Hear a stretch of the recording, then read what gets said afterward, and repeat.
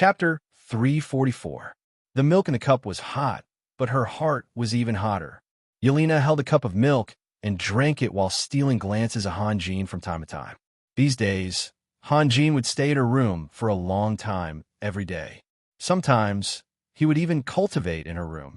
This kind of satisfaction and happiness was really hard to describe with words, at least not Yelena. She only knew that if she was given a garden and she was the only one in it, she would not have to worry about anything. She would sing and dance nonstop, and she would vent all her strength. She, who had never believed in any god, really wanted to be grateful.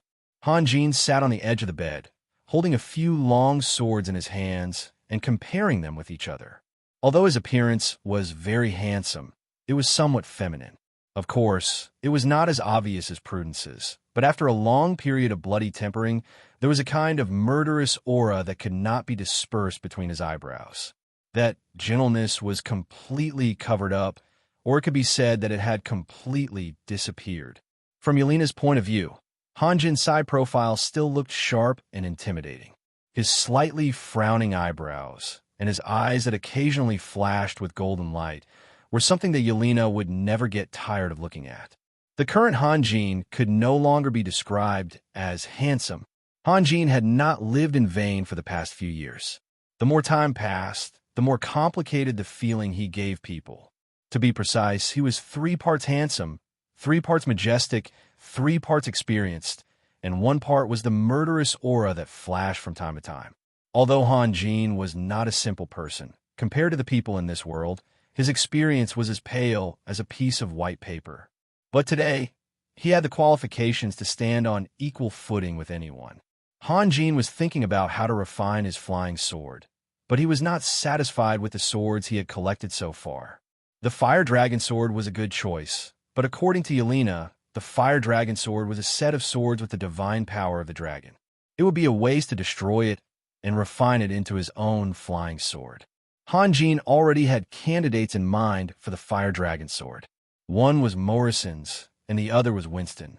Morrison's was his most trusted friend, but the battle skill that Hanjin practiced was the Star River battle skill, which meant that he could not fully unleash the power of the fire dragon sword. On the other hand, Winston practiced the flame battle skill, which was suitable for him to wield the fire dragon sword. However, he was not as close to the fire dragon sword as Morrison's was. No matter which one he chose, there must be a reason behind it. It was said that men who were serious were the most interesting. Yelena was almost mesmerized by him. It turned out that not only men liked to admire women, but women also liked to admire them. Because she was too lost in thought, and because she had to cover up her peeping, she didn't notice the milk flowing down the corner of her mouth and dripping onto the bedding. Hanjin's ears were very sharp. He suddenly turned around and saw the milk stains on the quilt. He also saw Yelena's evasive eyes. He could not help but shake his head and laugh. "It's good to eat. Why are you acting like a thief?" Only then did Yelena realize that the milk had spilled out. She blushed and drank the milk in a few mouthfuls to hide her embarrassment. Then she wiped her mouth and fell back on the bed. "Do you want to eat something else?" Hanjin asked. Yelena thought seriously for a moment and shook her head. "Then have a good rest," Hanjin said as he pulled the quilt over Yelena. "Raphael, I want to— What do you want to do?" "I want to take a walk in the city." Yelena bit her lips. "No, you haven't recovered yet." Hanjin flatly refused. "Don't. I've been lying in bed for 7 or 8 days." Yelena said coquettishly. "Just go for a walk for a while, okay?" No. Hanjin shook his head, but his tones seemed to be less resolute. "I'm fine. I'm really fine. Look." Yelena sat up and stretched out her arms in an exaggerated gesture. She then hugged Hanjin's arm and begged, "Can't you please? I'm suffocating." Hanjin was a little lost. During their days of love, Sunir had never begged him. More often than not, it was a kind of discussion based on the equality of their personalities. If it was okay, then it was okay. If it wasn't, then it wasn't. Sunir would never force him to do anything. "Come on." Yelena was still shaking his arm. "Okay." Hanjin's heart finally softened. If it were anyone else, they probably wouldn't be able to take it after lying in bed for a few days. What a coincidence. Jed's is holding a groundbreaking ceremony for the church today. I'll take you there to see the fun. Okay, okay. Yelena cheered. Their church is finished so quickly. The main church is almost finished. The side church hasn't started yet. Hanjin smiled. It was a kind of doting smile. It's just a groundbreaking ceremony. There will be a dedication ceremony in the future. These believers are so troublesome. Yelena couldn't wait to jump off the bed. She stood in front of the mirror and looked at herself. You should pack up first. Hanjin stood up. Should I ask Miriam to help you? No need. I could do it myself. Yelena said with a smile. Hanjin sighed inwardly. Silly girl. Actually, asking Miriam to come wasn't because Yelena couldn't do it herself and needed help. It was a kind of acknowledgement. Everyone knew that Miriam was Stilberg's fiancée, and Stilberg was Hanjin's personal servant. Asking Miriam to take care of Yelena was very important. If it had been a slightly scheming woman, she definitely wouldn't have refused. However, it was also because of her foolishness that Hanjin felt a kind of pure and natural bloom. He really liked it. I'll wait for you upstairs. Hanjin smiled. Okay. Yelena nodded vigorously. She was very happy now, and her face was full of joy. Yelena's awakening and the fact that Hanjin and Yelena were getting closer and closer to each other quickly calmed down the internal turmoil. Everyone returned to their previous lives. Calmness and nervousness were not contradictory. Calmness meant that they had goals, and motivation. Calmness meant that they had peace of mind, while nervousness meant that they had to prepare for war and prepare for the possible revenge of the dragons. There were many people gathered on the large deck. Morrisons, Sassu, and Leger were all there. Guevara and Majordomo Gale were drinking at the side of the ship. No matter how busy they were, they liked to come back to the god of war whenever they had the slightest bit of free time. It was always spring here, and the view from the top always gave people a refreshing feeling.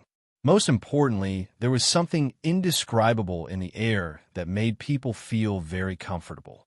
Hanjin walked up to the deck and glanced around. He saw Harley standing at the side of the ship with one hand holding the little Thunderbird and the other pointing at the sky. He didn't know what he was talking about, but he gave off a heroic vibe, as if he was pointing at the world. Harley, get ready to scream, Morrison said with a strange smile. Harley was talking excitedly and was suddenly interrupted. He was very unhappy. He turned his head and saw Hanjin. Sure enough, he immediately screamed. Everyone was used to it. For the past 7 or 8 days, Hanjin seemed to have done something. As long as he saw Harley, he would throw a thunderbolt at him. As for why, no one knew. It seemed to have something to do with some kind of rescue method. However, there was no need to meddle in other people's business. Anyway, the one who hit people was righteous and went straight ahead. The one who got hit seemed to be justified and had no complaints or regrets. Harley, come here. I have something to ask you. Hanjin waved his hand. Harley was thinking of a way to escape when he saw Hanjin suddenly calling him. He was stunned and then became excited. Were the days of disaster finally over? Majordomo Gale looked at Harley with a smile, and then turned his eyes to Hanjin. These days, he was the happiest person, and as long as he saw Hanjin, his eyes would become very ambiguous. No matter which plane it was, whether it was recognized or not, the relationship of interest always played a big role in society. However, for an old man who didn't have much time and didn't have any children, the relationship of interest was not so important. Of course, he used to hope that Hanjin could be together with Yelena for the sake of interest. But now, he only hoped that Hanjin could be good to Yelena. Master, what can I do for you? Harley asked timidly. Hanjin looked down at the Holy Crown City and was lost in thought. He muttered to himself, I have stayed here for 2 days. I didn't expect that an old friend would come here. Master, what are you talking about? Harley was puzzled. Nothing. Hanjin paused and said softly, Harley, how much do you know about the customs of tattoos? Tattoos? I know a little about them. What kind of tattoos are you talking about? Well, Hanjin thought for a while. It's like a pheasant that hasn't grown up yet. Yes, it's similar to a thunderbird when it was young, and it's burning with fire. Turkey? Harley asked. Well, kind of, but compared with a real turkey, it's much smaller. Hanjin nodded. Harley, what does this tattoo mean? You've asked the right person. Ha! Harley laughed proudly. You know, Han Jin was delighted. He always thought that Yelena's attributes had nothing to do with his soul-sealing spell or her vitality. The key was the tattoo that suddenly appeared, but Yelena never mentioned it, so he didn't ask. He believed that Yelena would tell him on her own initiative. However, this question had been lingering in his mind, and he couldn't wait. Of course, Harley was even more pleased with himself. He began to speak eloquently. The turkey tattoo represents the turkey bar. Huh, Master, I always thought that although the turkey bar is small, it's much better than Hallister's Night of Bliss. Do you know why? It's a supreme costume. It's a real supreme costume. Although the Phoenix race had a famous name, they were too few in number and were almost extinct. Therefore, not only Han Jin had never heard of them, but even Harley didn't think about it. The Night of Bliss mentioned by Harley was the biggest bar in the Holy Crown City. In other words, it was a huge entertainment city and a place to squander money. Bismarck was the owner of the Night of Bliss. When Han Jin occupied the Holy Crown City, the ownership of the Night of Bliss naturally belonged to Han Jin. However, no one had the relevant management experience, so Hallister was the most suitable. On the day of the siege, Chipango and the Bloody Knight, Gerald, both suffered great losses. If it wasn't for Gerald's healing spell, Chipango would have died long ago. Later, he became crazy and only calmed down recently. Chipango's injury was considered a work injury, but Han Jin was afraid that he would become emotionally unstable again. Therefore, he sent Chipango as Hallister's assistant to manage the Night of Bliss. Han Jin was a bit stunned. How could Yelena have anything to do with the turkey bar? The waitresses of the turkey bar have turkey tattoos on their thighs and backs. Quack, they're very beautiful. Seeing Han Jin's strange expression, Harley hurriedly added, Master, I'm telling the truth. If you don't believe me, you can ask Morrison's. He was there yesterday. Don't talk nonsense. Moxink was angry and anxious at the same time. I'm talking nonsense. Harley was even angrier than Morrison's. He screamed, who was the one who bragged to me yesterday that he was so brave that he knocked down a few. Bullsh asterisk T. Morrison's slammed the table. Poor Morrison's. Leger sighed. If you want to brag, look at who you're talking to.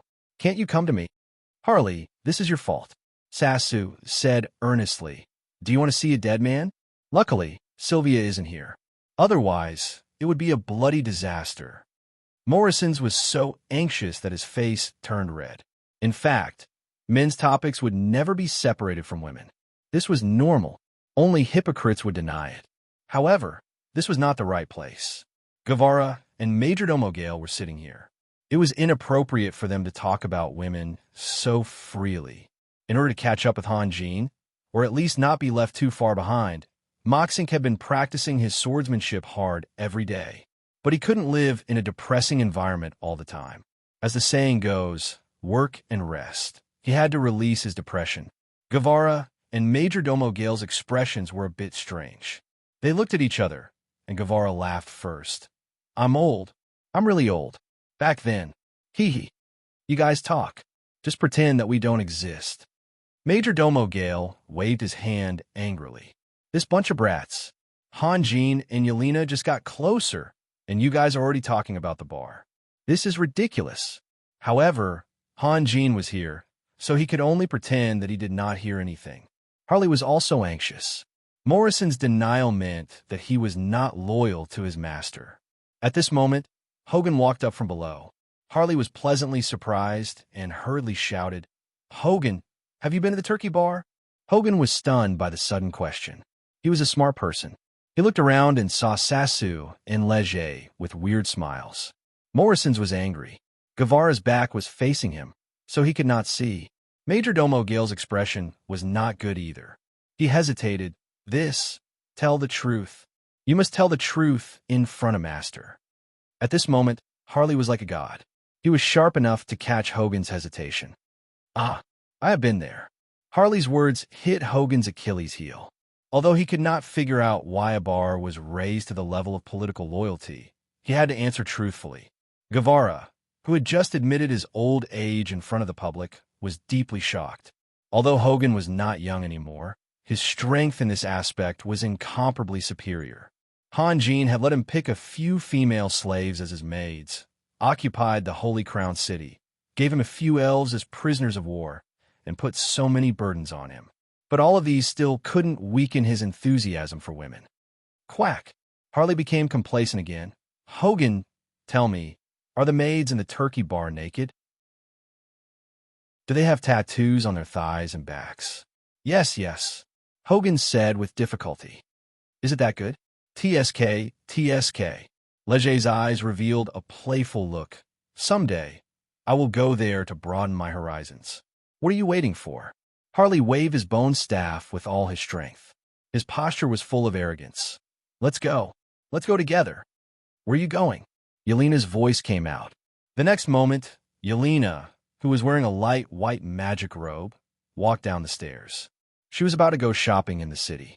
In order to avoid unnecessary trouble, she also disliked the attention of others, so she deliberately chose an ordinary light white robe. It was said that people needed clothes and Buddha needed gold. However, when a woman's beauty reached a certain level, no matter how simple her clothes were, they could not hide her soul-stirring charm. At this moment, Yelena gave off the feeling of a blooming peony, luxurious and delicate.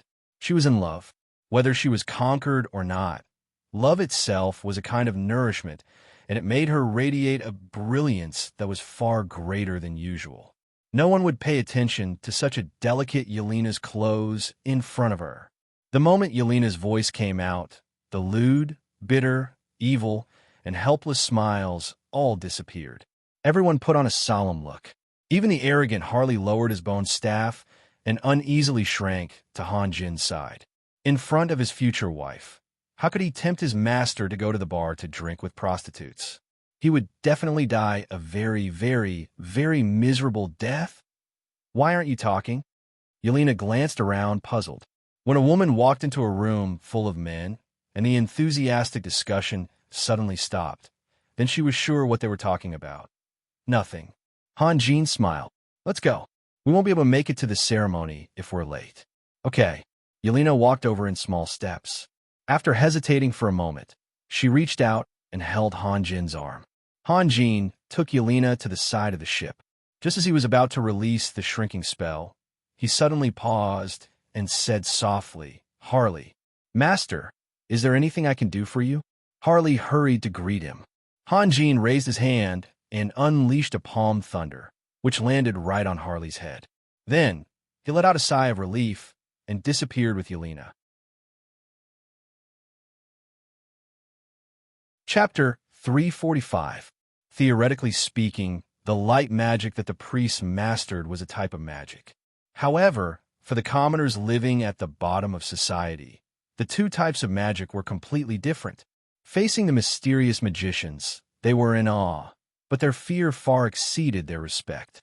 Facing the priests, they were also in awe, but the respect here far exceeded the fear. What was the use of magic? Some people said that it could protect themselves and their country, while others said that it could eradicate evil. But no matter how many times they said it, magic was used to kill all kinds of lives. The unique light magic could play a role in saving lives and relieving illnesses. The more powerful the nature magic was, the more superior and inviolable the masters who mastered it were, and the commoners naturally became more insignificant. The spread of light magic, on the other hand, could bring all kinds of benefits to the commoners. It was inevitable that people would fall sick when they ate grain and coarse food. With a church in the city, they would no longer have to buy expensive magic potions when they fell sick. As long as they became believers, the compassionate priests would naturally help them. Therefore, although Jeds did not publicize the groundbreaking ceremony of the church, nor did he have the intention to advertise, the news still spread very quickly in the city. Since the morning, the new church was crowded with people. By noon, the crowd could be counted in the tens of thousands. In fact, Jeds himself did not expect such a big impact. If he really wanted to hold a large-scale ceremony, he would definitely invite Guevara, Majordomo Gale, and Han Jin. However, he only mentioned it to Han Jin in a casual tone. As for Guevara and Majordomo Gale, he did not even mention it. Jed's had a very keen political sense. He knew very well that the overly fanatical remarks of some of the priests had already aroused the vigilance and disgust of the masters around Hanjin. Hanjin's attitude was also somewhat ambiguous, so he had to keep a low profile. However, since they were already here, he couldn't just chase these future believers away, so he could only continue the ceremony according to the original plan. From where Hanjin and Yelena were standing, they could no longer see Jedis' face clearly. They were too far away and could only see a few black dots on the high platform. However, Jedis' voice was exceptionally clear and resounded throughout the entire arena. Every time he spoke, a holy light curtain would descend from the sky.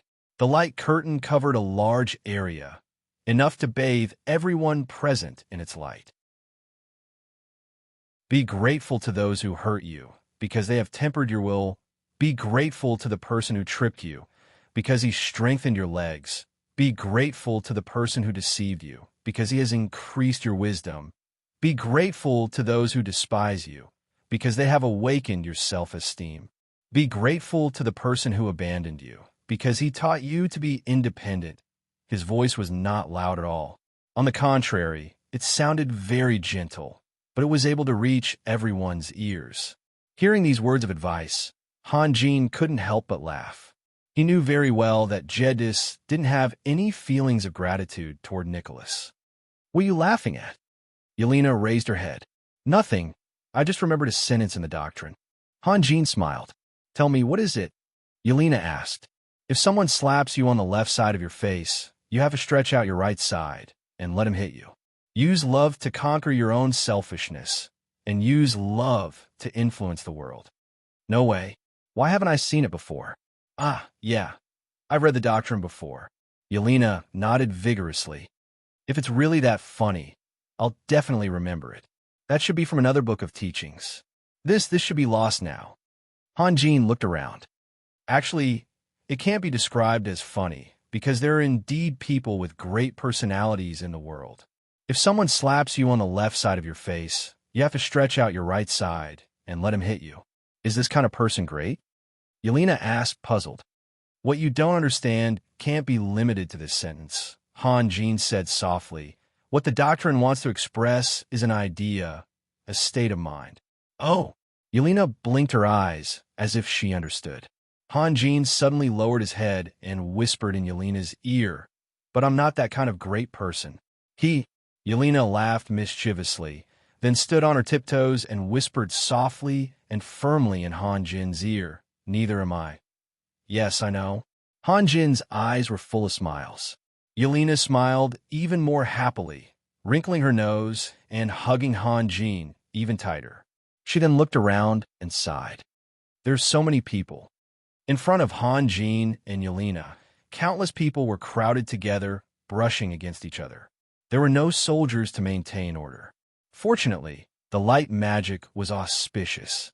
If a meteorite fell from the sky at this moment, the crowd would immediately collapse, followed by a disastrous stampede. Look, there are still people squeezing in there. Yelena pointed into the distance. Hanjin looked in the direction of Yelena's finger, nodded slightly, and then showed a thoughtful expression. When the church is built and officially starts to recruit believers, maybe the entire city will become believers.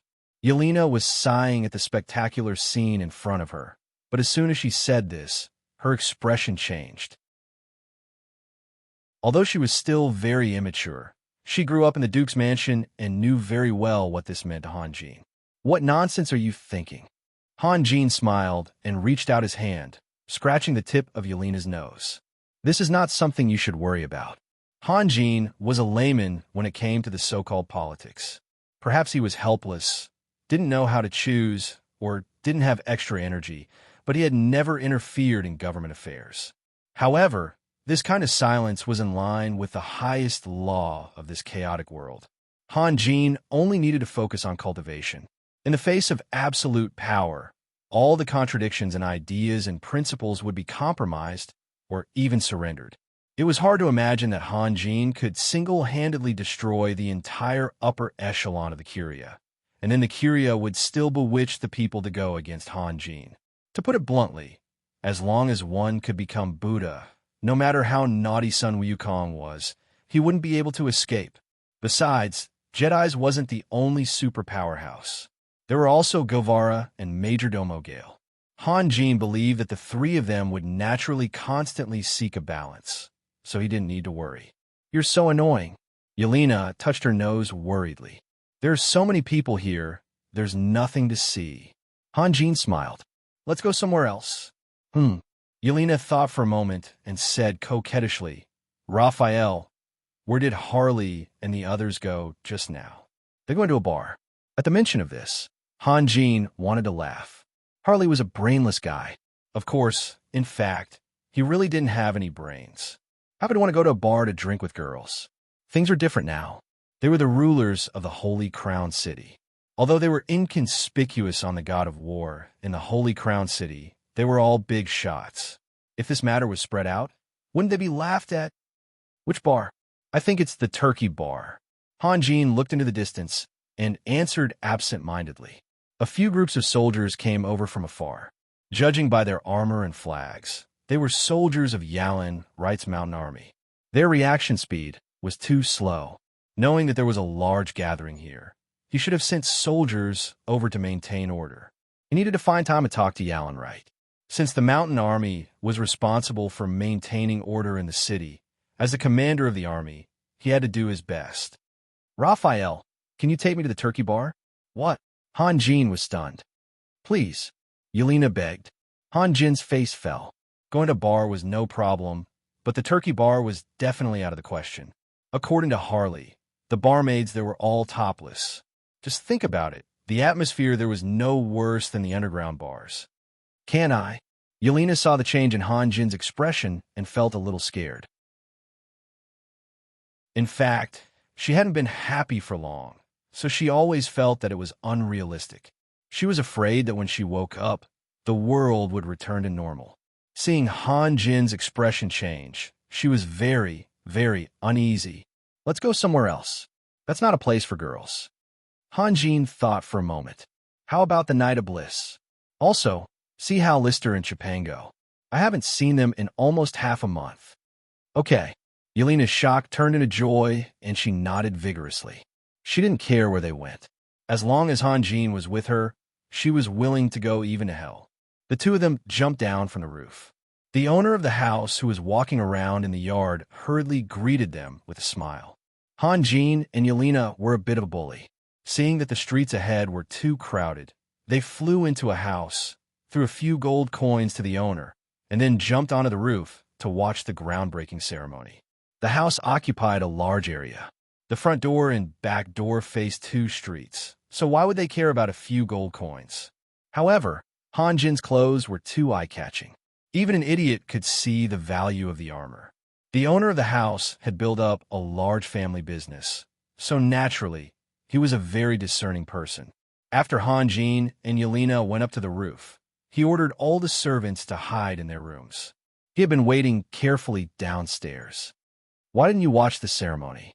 Han Jin smiled. He also felt a little embarrassed that he had disturbed the owner for so long. The people here were all his people, so it was only right for him to chat with them. In both his previous and current lives, Han Jin's heart was too complicated. Sometimes he showed off his abilities and couldn't be offended, but other times he became approachable. Now, everything seemed to be going well because he had usurped all the wealth that Dismark had accumulated. However, there would be a day when it would all be spent. In the future, the consumption of the army would be supported by the people in the territory. Therefore, in front of the legitimate residents, no matter their status, he wouldn't show any arrogance. At least, he wouldn't be like the officials in the other world, who thought that the work was too difficult because there were 3 billion people that they needed to support. But who was supporting whom? "I don't believe in God," the owner said with a smile. "Oh," Han Jin was slightly stunned. "Then what do you believe in?" "I only believe in myself." "Huh?" Han Jin laughed and looked around. "Businessman?" "I used to be, but not anymore." The owner was still smiling. "Sigh, this war has also affected your lives." Han Jin sighed softly. "It's not. Because of the war. The owner hesitated.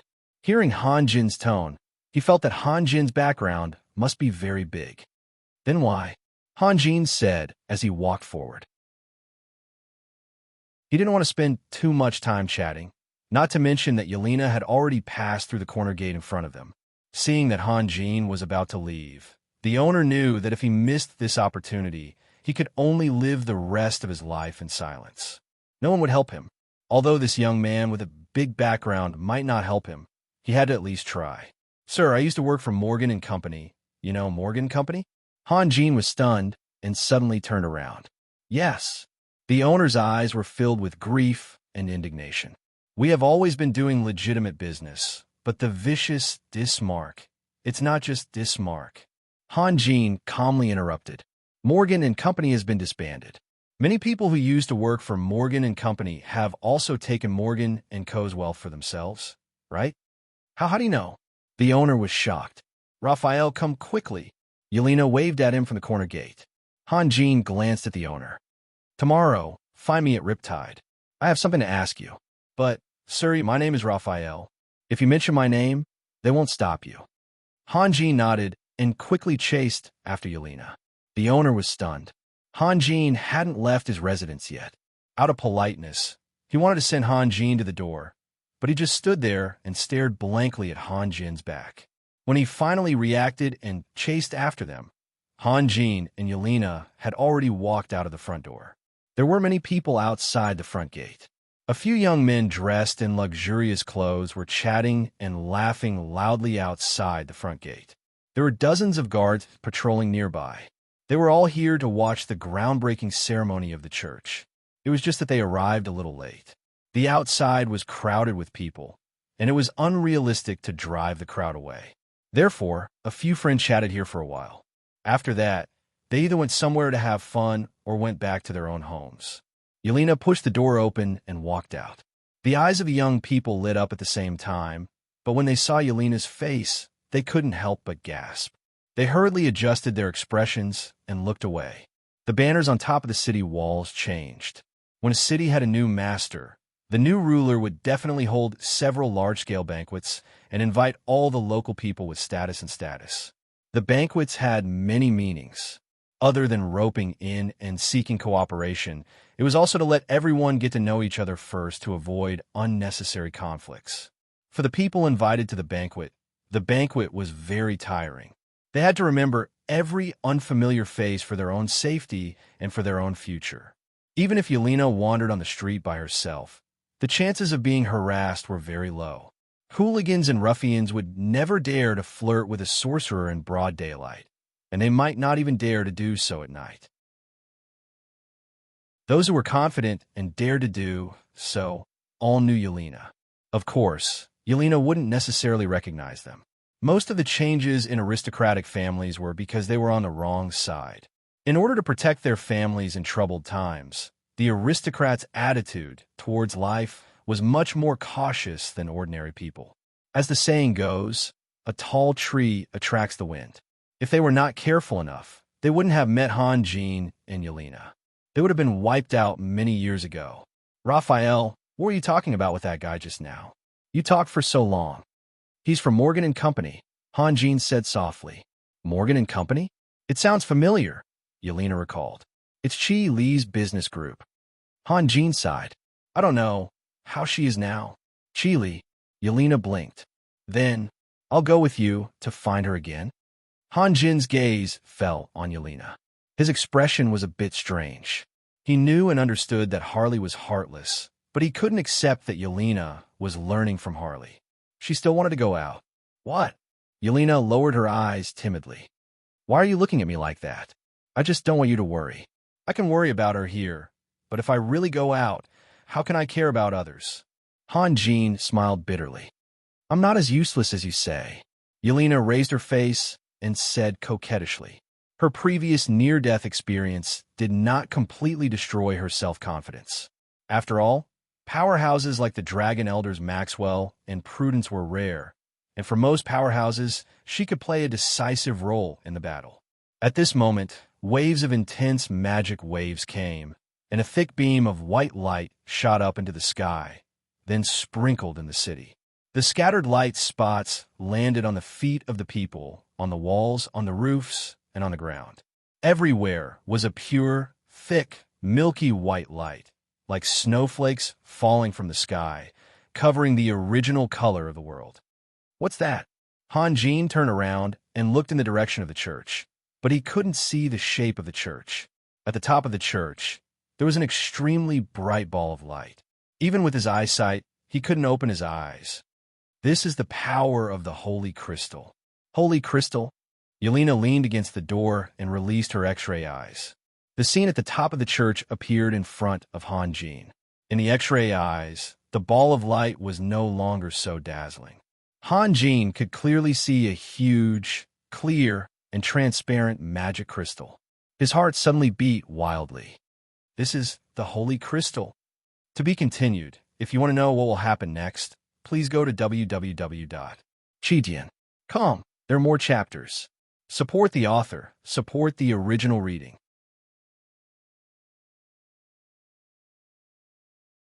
Chapter 346. With Yelena's introduction, Han Jin understood the origin of the Holy Crystal. The Holy Crystal had existed since the first day the Church of Light was established, and it had always been placed on the top of the main hall. Therefore, the mountain where the main hall was located was called the Mountain of the Unsetting Sun. It was said that it was always a world of light. Every night, the Holy Crystal would emit a dazzling light. Even bad weather, such as storms, could not block the glory of the Holy Crystal.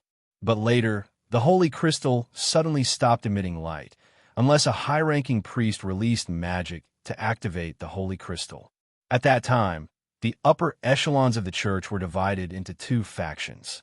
One faction believed that the sins committed by humans had angered the God of Light, and that the authority of the church must be strengthened so that more people could bathe in God's mercy and stay away from the darkness.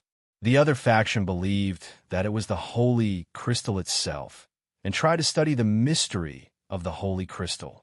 In the radical faction, except for a few ambitious people, most of them were fanatical believers who only obeyed the will of God. They even lacked the necessary rationality. If God said that humans should walk backwards, they would definitely be the first to respond. The key was that they could not communicate with God, and God's will was often conveyed by humans. The composition of the conservative faction was much more complicated. In the words of Another World, there were theorists, scientists, and workers among them. They always wanted to ask why something happened, but it was very difficult to study the Holy Crystal. They had to get the approval of all the upper echelons because the status of the Holy Crystal was even higher than that of the Pope. It was unimaginable that the noble Pope would lie there naked and let them fiddle with and study him. Not to mention putting it into action, the idea itself was blasphemy. The advantage of the radical faction was that they were united. They encouraged themselves and their partners, moved themselves and moved their partners. Everyone fought against the conservatives for the will of God, but their shortcomings were also reflected. There were not many smart people in the radical faction. A priest who was good at thinking had other concerns besides the will of God, such as justice and justice. For example, if someone in a higher position conveyed the will of God and said that someone was a bad person, the radical faction would pick up their swords and cut that person down. However, the priest who was good at thinking would ask himself, is that person really evil? Should I give him a chance to redeem himself? Must I kill him? In fact, every group, even culture and race, had their own attributes. It was precisely because he was good at thinking that he could not blindly follow, or perhaps he would dislike the radicals and move closer to the conservatives. If he was in the radical sphere of influence, he would not dare to say, nor could he say, then he would choose to play it safe. However, this was not yielding, nor was it agreeing. The conservatives also had their own disadvantages. They were too good at thinking and had too many things to worry about. They would argue endlessly about even the smallest things and lacked internal unity. Although their contributions to the development of the Holy See were far from what the radicals could achieve, they were still unable to overwhelm the other party. From Yelena's narration, Hanjin learned for the first time that the Holy See had contributed to the current chaos on the continent. After the division of the continent, the lords in various places had been maintaining a balance for a long time. However, the leader of the radicals in the Holy See, Tuya, was elected as the Pope. He used his position for a few years to consolidate his position. Then he raised his butcher's knife and issued the Order of God's Grace. The so-called Order of God's Grace meant that as long as one became a believer, he would no longer have to pay taxes. Of course, he would donate money to the churches in various places, and the amount would be reduced by half. Originally, he would have to pay 10 silver coins, but now he only needed to pay 5 silver coins to the churches. The Order of God's Grace was not limited to races. In other words, even the orcs could become a believer and enjoy the same treatment. Tuya's measure was supported crazily by the civilians and slaves. Needless to say, if the civilians were to become a believer, then the slaves could be released from slavery and live openly and freely. Tuya's Order of God's Grace was too whimsical and crazy, and it immediately angered all the lords and nobles. Most importantly, because of the special characteristics of this continent, most of the professionals had also become members of the vested class. If the Holy See suddenly monopolized all the taxes, then what would they eat and drink in the future? Could it be that he was going to become a robber? The lords and nobles showed an unimaginable unity. Even when the empire was unified, it could not be compared to this moment. Some of them even spent all their wealth to recruit soldiers, burn churches, kill priests, and drive away believers. Then, the Allied forces all gathered in the southwest region, and the spearhead was pointed at the mountain of the unsetting sun. Tuya did not take the Allied forces seriously. Instead, he was wild with joy because he could eliminate all the opposing forces in one battle and become the ruler of the entire continent. However, the Allied forces did not have a commander-in-chief because none of the lords were willing to obey anyone. This was unbelievable for a war. Logically speaking, the Allied forces should not be a match for the elite Radiant Knights and Grand Cardinals. It should be noted that the Holy See was much more powerful than it was now. However, Tuya was wrong. He was facing the wrath of the entire continent. It was said that the figures of the Dragon Knight and countless sorcerers on the battlefield had already covered the sky. The Radiant Knights were bombarded by hundreds of forbidden spells before the two sides officially engaged in battle. It was also said that most of the sorcerers did not cast any spells because they were afraid. The turbulence of elements was too violent, and they even felt that the world was collapsing. After the Holy See's army was defeated, Tuya committed suicide. Since the establishment of the church, he was the first pope to commit suicide, and also the only one. Although he had extraordinary strength, which was the reason why he could become the pope, the responsibility he shouldered was too heavy. Whether he was ambitious or not, his faith in the God of Light was unquestionable. Therefore, he wanted to use his own death in exchange for forgiveness, so that the Holy See could survive. At that time, the Allied forces only needed to advance a little more than 200 miles to completely wipe out the Holy See. However, Tuya's death made many lords realize what a pope was. He was a sacred leader who could stand shoulder to shoulder with the former great emperor. He actually committed suicide under their power. What was that power? Some of the lords stealthily retreated with their armies. With all the armies of the continent gathered here, returning home first would naturally bring them great benefits. Some were even more cunning and led their armies to lie in ambush, attacking the lords whose territories were adjacent to theirs. As the armies from all over the continent were gathered in the southwest region, most of the cities were no longer equipped with defensive capabilities. Some lords suddenly had evil intentions during the retreat. They burned, killed, and looted all the way back. Some lords returned home only to find that their homes had been destroyed. They were so angry that they led their men to attack every army that they passed by. Some lords discovered that 2 lords were fighting during the retreat, so they secretly waited at the side. When both sides were injured, they would go out and take advantage of the situation. Some lords used safety as an excuse to look for allies. When they were sure that they were safe, they would turn around and attack their allies. In any case, all kinds of strange things happened during that period of time. Since then, the continent had become completely chaotic. The war between the Allied forces and the Holy See was named the War of Forbidden Spells because too many forbidden spells were released in that short period of time. The alliance's internal strife was known as the 100 Days of Blood War. It was even more chaotic than it was now, and the rules of society were completely broken. Every other army was its own enemy, and no one dared to trust anyone else. If two armies met unexpectedly, they would definitely fight to the death. Different from martial arts, magic, which was the main offensive force, was unpredictable. In a battle between mages of the same level, the one who struck first would gain the upper hand, and the one who struck last would suffer. If you didn't want to fight, it would be too late to change your mind after the mages on the other side released their magic. Even the lords with the strongest mental fortitude lost their composure at that time. They did not even dare to send someone to investigate. If they sent a mage, they would be easily killed and would waste precious magic power. If they sent a knight, when the knight discovered the situation, the other party would also discover him. If the other party was also a lord who wanted to protect himself, it would be fine. But if it was a lord who had attacked several of his companions and plundered a lot of wealth, wouldn't it be like exposing oneself and walking into a tiger's den?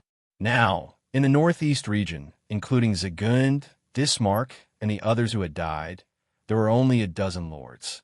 But this was the natural result of survival of the fittest.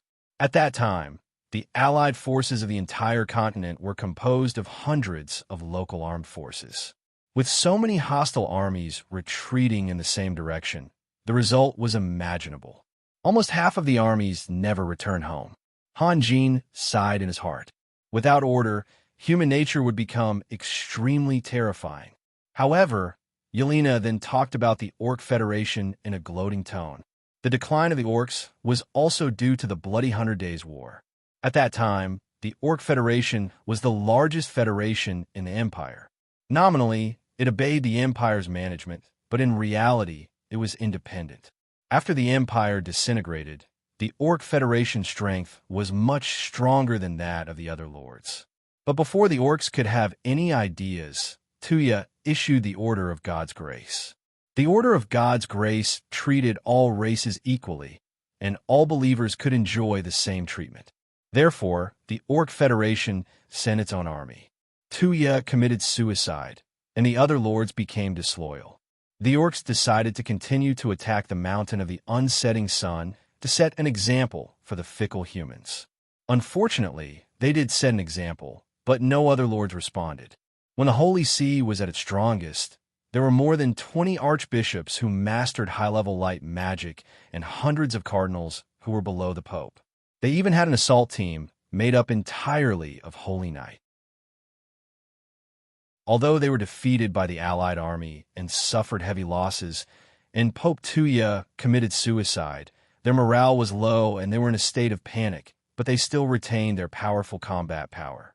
This war was called the Battle of the Unsetting Sun.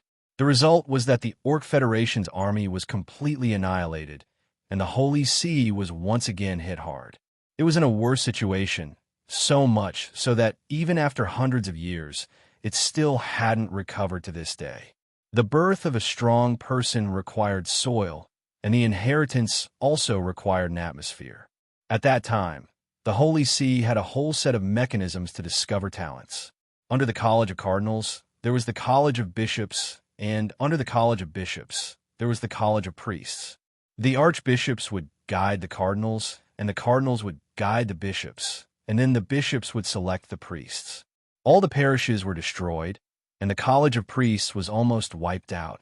In the 2 consecutive bloody battles, the death rate of the archbishops was less than half, but the death rate of the cardinals was more than 90%.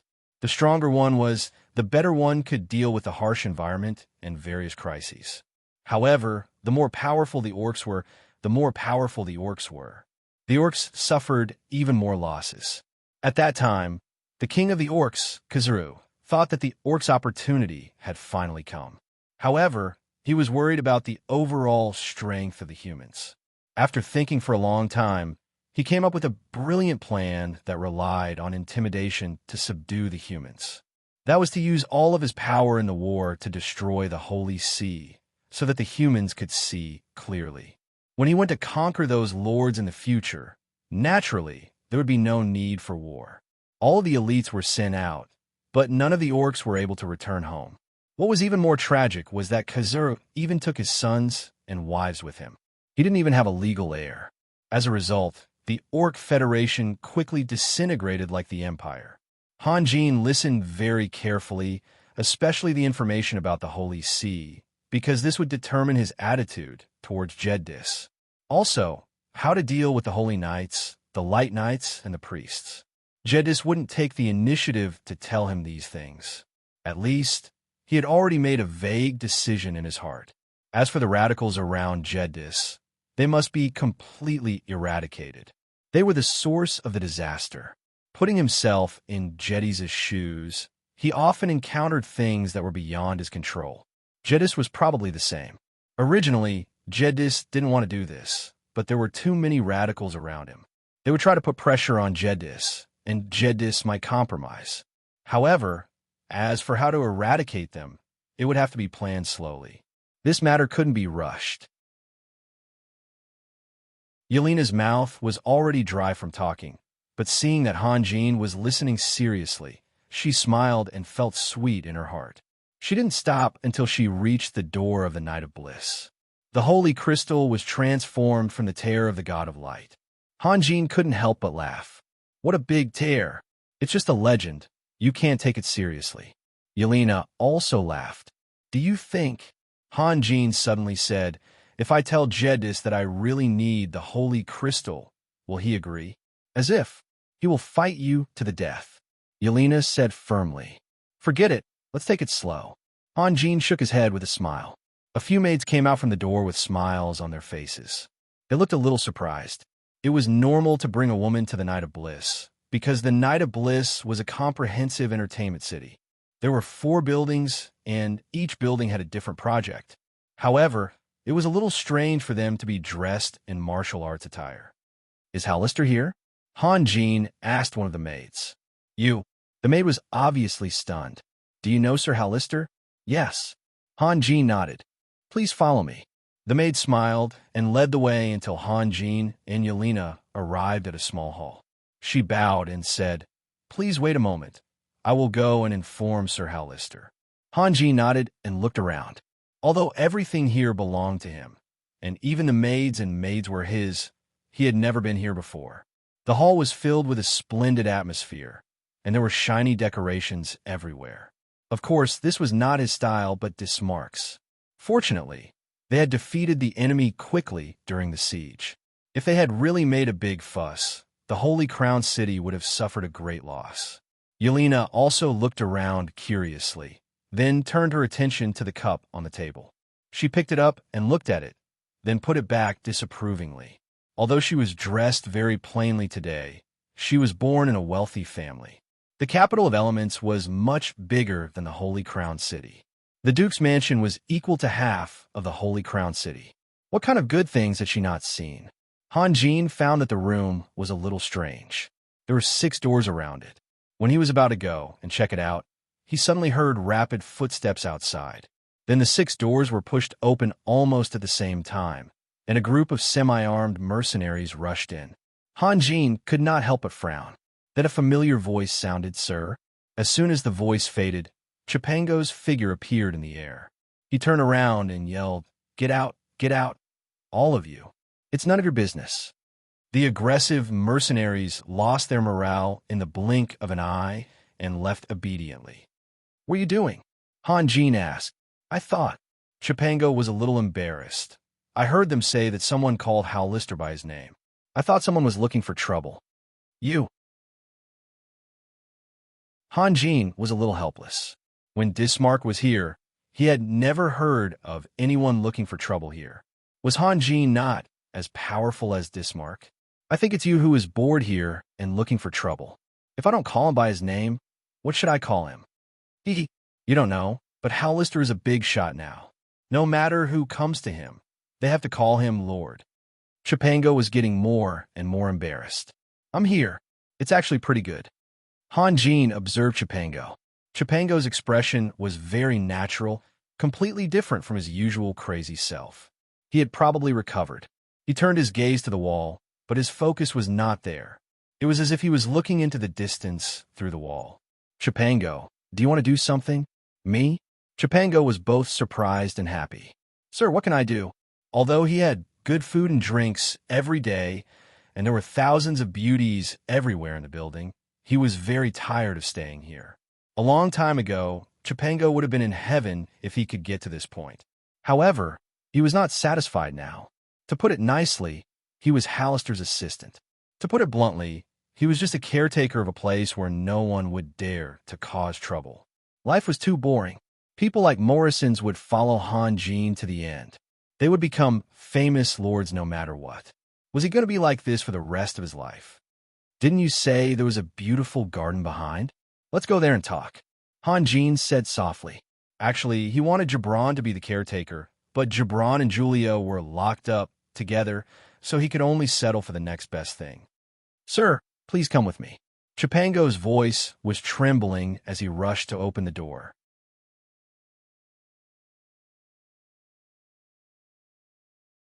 Chapter 347. After passing through the building through the corridor, Zhang Tai arrived at the garden in the building. The garden occupied a large square area with a diameter of about a kilometer. In the midst of the colorful garden, Zhang Tai could vaguely see a few independent villas, as well as several large tents. In the center of the garden was a clear pond, surrounded by a row of chairs and tables. Not to mention the 4 buildings around it. The size of the garden alone was amazing. The Holy Crown City was a densely populated city, and the land near the center of the city was even more expensive. It was almost dusk, and now was the time for the performance. A magician had frozen the pond water into ice, and about 20 female elves were dancing barefoot on the ice. The person in charge of playing the music was also an elven musician. Although this artificial ice was as cold as the ice outside, the elves worked very hard. Humans could not be compared to each other, and the elves were the same. What kind of life did the elves in the prison camp have? In order to ensure their safety, they had to work hard. Seeing the scene from afar, Yelena showed a slightly sympathetic look, but Hanjin and Chipango were not moved. Invaders were invaders. No matter how profound their cultural heritage was, no matter how beautiful they were, they could not cover up their crimes. The chairs by the pond were full of people. Judging from their clothes and the number of guards, they were all either rich or noble. Chipango was very clear that Hanjin, who was with Yelena, would not watch this kind of performance. Not to mention that there were some more outrageous performances to come. So he took Hanjin directly into a small villa. After the 3 of them sat down, Hanjin paused, pondered over his words, and began, Adonis and the other Saint Knight. Hearing Hanjin mention the Saint Knight of the Vatican, Yelena excused herself and left the living room. She did not want to listen. First, it meant nothing to her. Second, she remembered her father's words. When she was a child, one of her father's most capable assistants had a family conflict. Because the assistant was focused on magic research, he did not leave the laboratory for half a year. Of course, he did not go home either. The assistant's wife complained to the Duke's mansion, but was scolded by her father and left resentfully. At that time, her father said not to try to tie an iron chain around the neck of a lion, and that only a dog would be willing to be tied up. Although this was a bit overbearing and unreasonable, Yelena vaguely understood that some men did not want to be tied down. Therefore, even though her relationship with Hanjin was getting closer, she did not want to give orders in front of Hanjin, especially when it came to important matters, unless Hanjin took the initiative to ask for her opinion. Hanjin and Chipango chatted for a long time. It was late at night when Chipango left the small villa, half happy and half sad. Obviously, what Hanjin had asked him to do was not easy. Hanjin closed his eyes and pondered for a moment. He got up and walked slowly into the bedroom. He found that Yelena had fallen asleep on the bed. He did not wake her up and walked back to the living room. He opened the window and enjoyed the night view of the garden. The performance of the elves was coming to an end. 7 or 8 elves who were close to half-naked were desperately twisting their bodies in a flirtatious manner. The emotions of the audience around them were also aroused. From time to time, there were shouts and whistles. This was not the dance of the elves. He had seen the same seductive dance of the sirens in the underground city before. In order to survive, they had learned a lot, whether they were willing or not. In fact, wasn't Hanjin the same? When Yelena told him about the Vatican's past, he only had a vague idea in his mind. However, when he asked Chipango, his ideas became clearer and clearer, and a complete plan was formed. In the past, he was not willing to scheme against others like this, let alone against a friend. But now he had to do it. After so many days, he had gradually come to understand Jedis. He also liked Jedis, so he couldn't just watch Jedis go down the wrong path and then draw their swords against each other. Whether this change was good or bad, Hanjin did not know, but he never regretted it. After occupying the Bite Man and the Holy Crown City, the magic crystals he seized had filled more than a dozen rooms on the God of War. Of course, they were not piled up randomly. As for using the God of War as a warehouse, it was because Guevara's policy was to attack, attack, and attack. All the magic crystal cannons in the Holy Crown City were installed on the God of War, and the Magic Legion was divided into 2. Dozens of the most powerful magicians were on the God of War. If he had chosen to live in seclusion because of fear, he would still be hiding in the forest with Stillberg, looking for second-grade and third-grade holy animals. Maybe he would have been killed by a high-grade holy animal. How could that kind of life be compared to now? Just when Hanjin was lost in thought, someone knocked on the door twice. Hanjin turned around and said slowly, "Come in." The door opened, and Hallister walked in with a smile. He used to be a gigolo who relied on women to make a living, but after being the manager for more than a month, he looked much more energetic than before. His eyebrows were full of confidence. Hallister bowed slightly and said, "Sir, Chipango told me that you were here, so I came to see you. I hope I didn't disturb you." "Chipango told you? I see you have been waiting outside for a long time." Hanjin smiled and pointed to a chair. "Sit down.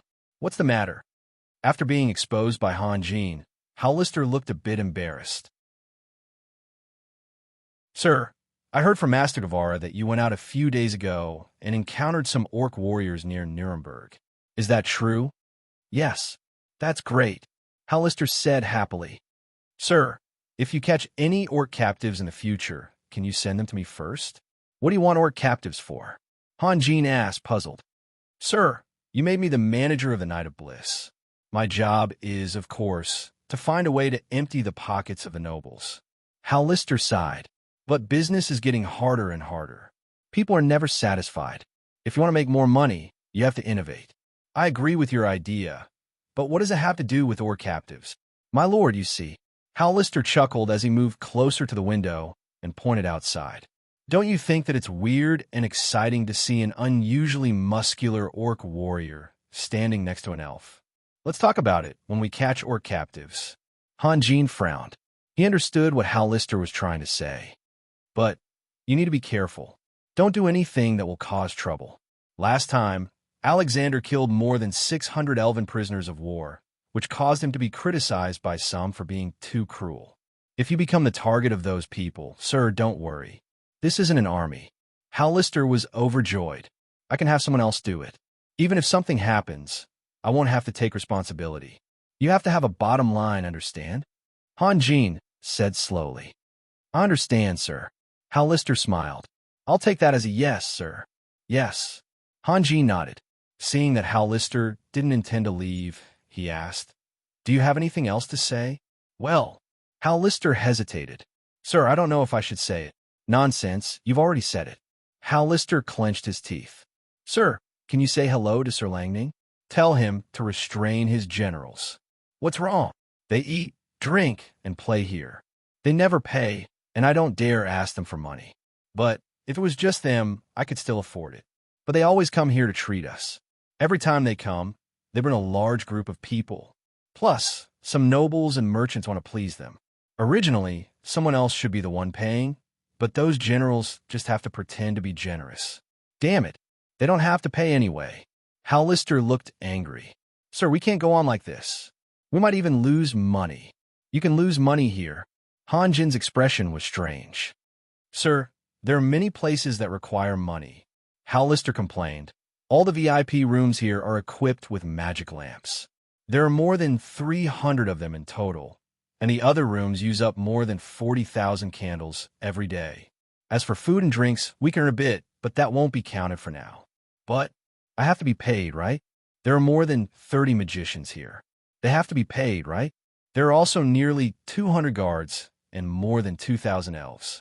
They all have to be paid, right? Elves get paid too.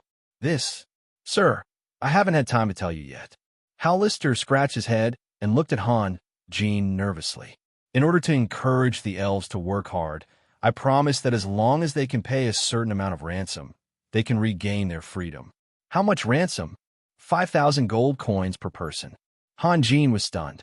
He didn't know whether to laugh or cry. Ever since he became the Lord, he had no concept of money. The last time was when he owed a debt of more than 10,000 gold coins in isolated Cliff City. But that was a collective debt. But now, he was asking for a ransom of 5,000 gold coins for each elf. This was simply too much, and it was an exorbitant price.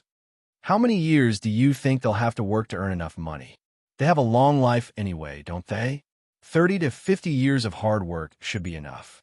Hallister smiled. This can't go on, but you shouldn't have come to me. Han Jin shook his head. He couldn't understand how Hallister calculated that he would lose money. The ransom of one elf was enough to buy a candle for 1,000 years. You should have gone to Lang Ning or Guevara directly. Sir, you don't care? Hallister's face suddenly became bitter. But you should at least have an opinion, right? Otherwise, what should I say to them? Those generals of Riptide, do they have a bill? Yes, Hallister said repeatedly. I have it with me all the time. Sir, do you want to see it? No need. Just give it to Lang Ning and tell him. I said that the rules can't be broken. Riptide will pay for it. Han Jin said softly, if someone wants to be special, others will naturally follow suit. In the end, it will only become more and more chaotic. It's time to teach them a lesson. Sir, no way. Hallister's expression was a bit sluggish.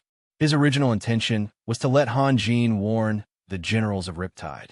He only brought the bill with him to prove how difficult it was for him and how wronged he felt. He didn't expect Han Jin to collect all the debts. At this moment, a cry of surprise came from the bedroom, followed by Yelena's scream. Raphael! Han Jin's eyes narrowed, and his figure disappeared from the spot. He directly broke through the door and rushed in, just in time to see Yelena pouncing on him with her arms wide open and bumping into his chest. Don't be scared, don't be scared. What's wrong? Han Jin could feel that Yelena's body was trembling. He gently stroked her back and said softly, Don't worry. Hallister, who was outside, was also shocked. He almost sounded the alarm, but he relaxed when he saw that Yelena was fine. However, this was not a place where he could stay. Hallister slowly backed away and quietly opened the door. In the bedroom, Han Jin finally figured out the reason from Yelena's incoherent pleading. She had a nightmare in which her father, Grand Duke Solomon, had a relapse and died of his old illness. Han Jin could understand. Nightmares were not scary in themselves. What was scary was that she didn't believe it and thought it would never happen. However, she couldn't extricate herself from the dream. That kind of despair and struggle was the most unbearable. Han Jin sat on the bed with Yelena in his arms and comforted her in a soft voice for a long while. When he saw Yelena gradually calming down, he smiled and asked, Did you miss your father today? Yes. Yelena nodded gently. When Han Jin and Chipango were talking, she deliberately hid in the bedroom. Later, she thought a lot about her father and what he had said. In fact, when a man and a woman decided to be together, they would undergo a huge change. Some men might become stronger because they had a sense of responsibility, while some women might become more fragile because they had a reason to escape from a storm. What you think of during the day, it's easy to dream of it at night, Han Jin said softly. It's okay. It'll be fine in a while. But my father's health has always been poor. He's always been sick. I'm afraid this is a... Yelena said sadly. She still couldn't let it go. She wanted to say that it was a bad omen, but she didn't dare to continue. She was afraid that her words would come true. Don't think too much. Han Jin stroked Yelena's hair and changed the topic. He tried to divert Yelena's attention to something else. It just so happened that he had a big question mark in his heart. By the way, Yelena, the tattoo on your body, what does it mean? Tattoo? I don't have a tattoo. Yelena was stunned. You do, Han Jin said with certainty. He had always thought that Yelena's miraculous recovery must have something to do with the tattoo. Whether I have a tattoo or not, I don't know. Yelena said, then tell me, where is my tattoo? It's here. Han Jin pointed at Yelena's chest. Yelena looked down at her chest and suddenly blushed. She waved her hand and punched Han Jin's shoulder. You're so annoying, Noah. Han Jin smiled bitterly. You've misunderstood. There really is a tattoo there.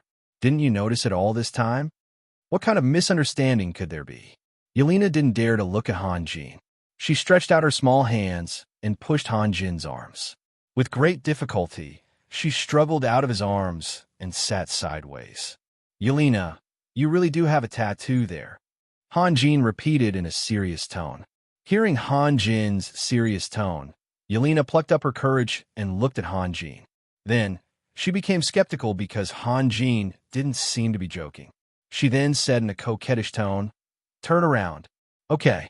Han Jin finally found a chance to prove that he didn't have any bad intentions and turned around obediently. Yelena took off her magic robe first, then grabbed the quilt and put it in front of her. She slowly lifted the collar of her inner skirt with one hand and looked inside. Then, her small face suddenly became blood red. She raised her hand and threw a pillow at the back of Han Jin's head. You're so annoying, so annoying. Han Jin didn't move and let the pillow hit the back of his head. His face was full of helplessness. Judging from Yelena's angry voice, she probably didn't see anything. But was he the only one who could see the tattoo? It was too strange. Yelena, do you trust me? Han Jin began to persuade her with emotion. I do. Yelena bit her lips. Facing this question, no matter how shy she was, she had to give a clear answer. You really do have a tattoo there. Yes, it's a big tattoo. If this was a matter of trust, then she could only follow Han Jin's nonsense. Han Jin was helpless again. After a moment, he said with some difficulty, Can you let me take a look? Yelena was completely dumbfounded. She stared at Han Jin blankly and suddenly collapsed on the bed. She thought this was a hint, and for a moment, countless thoughts came to her mind. If she wanted to please Han Jin, then she should take the initiative to cater to him and fully expose herself. However, she was frightened and extremely nervous. Han Jin saw that Yelena's body had curled up into a ball, and she was covering her chest with her arms. Was she going to let him see or not? After hesitating for a moment, Han Jin sat down on the bed again. The moment he sat down, he could clearly feel Yelena's body tremble. Mentioning the tattoo was originally to divert Yelena's attention, but now her attention was diverted, and he was in an awkward situation where he couldn't explain it clearly. Suddenly, a piece of information that he should have paid attention to but had ignored because of his absent-mindedness flashed in his mind. Han Jin said softly, Yelena, you said that your father is sick? What is it? Why didn't you find a priest? I found a lot of priests, but it was useless. Yelena said in a voice as low as a mosquito's buzz, It's asthma. Just asthma? Han Jin couldn't believe it. Yes, just asthma.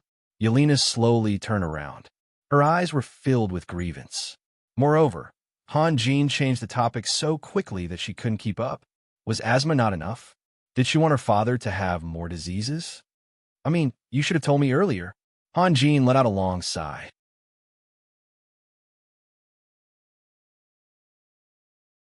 Chapter 348. At noon, Han Jin walked into Riptide's barracks. As Han Jin's most senior subordinate, most of the soldiers knew Han Jin, including the middle and lower commanders and ordinary soldiers. The soldiers guarding the gate hurriedly moved the sentry post aside and welcomed Han Jin in. A few soldiers wanted to report to Lang Ning, but were stopped by Han Jin. Last night, Yelena had rested at the Night of Bliss. At dawn, Yelena excitedly dragged Han Jin to go shopping until noon. Coincidentally, they met Stillberg and Miriam, who were out shopping for wedding supplies. Thus, he asked Stillberg to accompany Yelena to continue shopping while he rushed to Riptide's barracks. It was not that he did not have the patience, but that he really had something to deal with. This was originally the barracks of Gerald's guards of the Holy Crown City. All the houses here were made of bricks and tiles, and there were no tents. When he walked into the headquarters, he saw Lang Ning's guards leaning against the window, listening attentively. They were so focused that they did not notice Han Jin. With Han Jin's current status, of course, there was no need for him to greet the guards. He looked at them curiously and pushed the door open. The guards on both sides were shocked. When they saw that it was Han Jin and wanted to inform Lang Ning, it was already too late. There were about 20 generals in the spacious hall, and most of them were kneeling on one knee. Lang Ning's face was gloomy. With his hands behind his back, he paced back and forth in the hall. When he looked up and saw Han Jin, Lang Ning immediately smiled bitterly. "Sir, even if those nobles were to rush me for rent, they wouldn't be as anxious as you, right? Even if you gave me more courage, I wouldn't dare to go back on my word." "What word?" Han Jin was stunned. What else could it be? The debt from the Night of Bliss. The bill is still here. Lang Ning flicked the thick stack of papers in his hand. "Ha! I almost forgot if you didn't mention it." Han Jin laughed heartily. Then he looked at the kneeling generals and said, "What's wrong with him? Is it because of debt? If it's just debt, then it's nothing." Lang Ning took a deep breath. He was a little hesitant, but he still decided to tell the truth. "They found out that Hal Lister came to me to collect his debt, and they wanted to attack Hal Lister from outside the camp." The faces of the generals paled. They couldn't be blamed. They could only blame the original Hal Lister for being too low-key. They had no idea that there was someone like Hal Lister by Han Jin's side. When they found out that the owner of the Night of Bliss dared to come to the army camp and demand payment from Lang Ning, they felt both ashamed and angry, and thus developed evil intentions. It wasn't until Lang Ning scolded them that Hal Lister's identity was revealed. Everyone felt a lingering fear. Seeing that Lang Ning didn't hide anything in front of Han Jin, they were even more afraid now. Han Jin didn't think that the generals would try to kill Hal Lister. A phrase appeared in his mind: arrogant soldiers. His expression turned slightly unsightly. Arrogant, overbearing, and lawless. Who taught you all this? Is this your knight's code? The more Lang Ning spoke, the angrier he became. He suddenly raised his leg and kicked the nearest general in the face. The general was sent flying into the air and slammed into the wall. With a loud crash, he fell to the ground. However, he climbed back up and returned to his original position, kneeling on one knee. He didn't release any Do Chi to protect himself. Of course, he didn't dare to. At this moment, Lang Ning had complete control over the entire Riptide regiment. Previously, when he gave orders, he used a negotiating tone. Even so, there were still a few generals who were unwilling to obey his orders. Now, he could be regarded as a real commander-in-chief. "Lang Ning, forget it," Han Jin said. Since he had bumped into him, he should put in a good word for him. During those difficult days when the future was uncertain, Riptide was still able to maintain a strong fighting spirit. They fought against Woodrow and the Beatman's allied army. It could be said that they had gone through thick and thin together. "My lord, this isn't a matter of whether we should forget it or not. Otherwise, what's the point of military law?" Lang Ning's expression was still gloomy. Han Jin grabbed the stack of bills from Lang Ning's hands and flipped through a few pages. He smiled. "Added together, it's quite a sum, right? It's almost enough to cover 2 months of Riptide's pay," Lang Ning said through gritted teeth. "This time, I'll help you pay up the debt, but in the future..." "In the future? What future do they have?" Lang Ning's gaze swept across the generals coldly. Although there was a saying that the law couldn't punish the majority, it was still very easy to find a few scapegoats among them. Han Jin smiled and sat in the main seat in the middle. "All right, you all can leave first." In fact, his original intention was to stop this kind of atmosphere. After all, it wasn't a serious matter of killing people. Now, the purpose of the alert had been achieved. The generals all sighed in relief, but they didn't move. They were waiting for Lang Ning to speak. "My lord, this is too easy for them." Han Jin shook his head helplessly.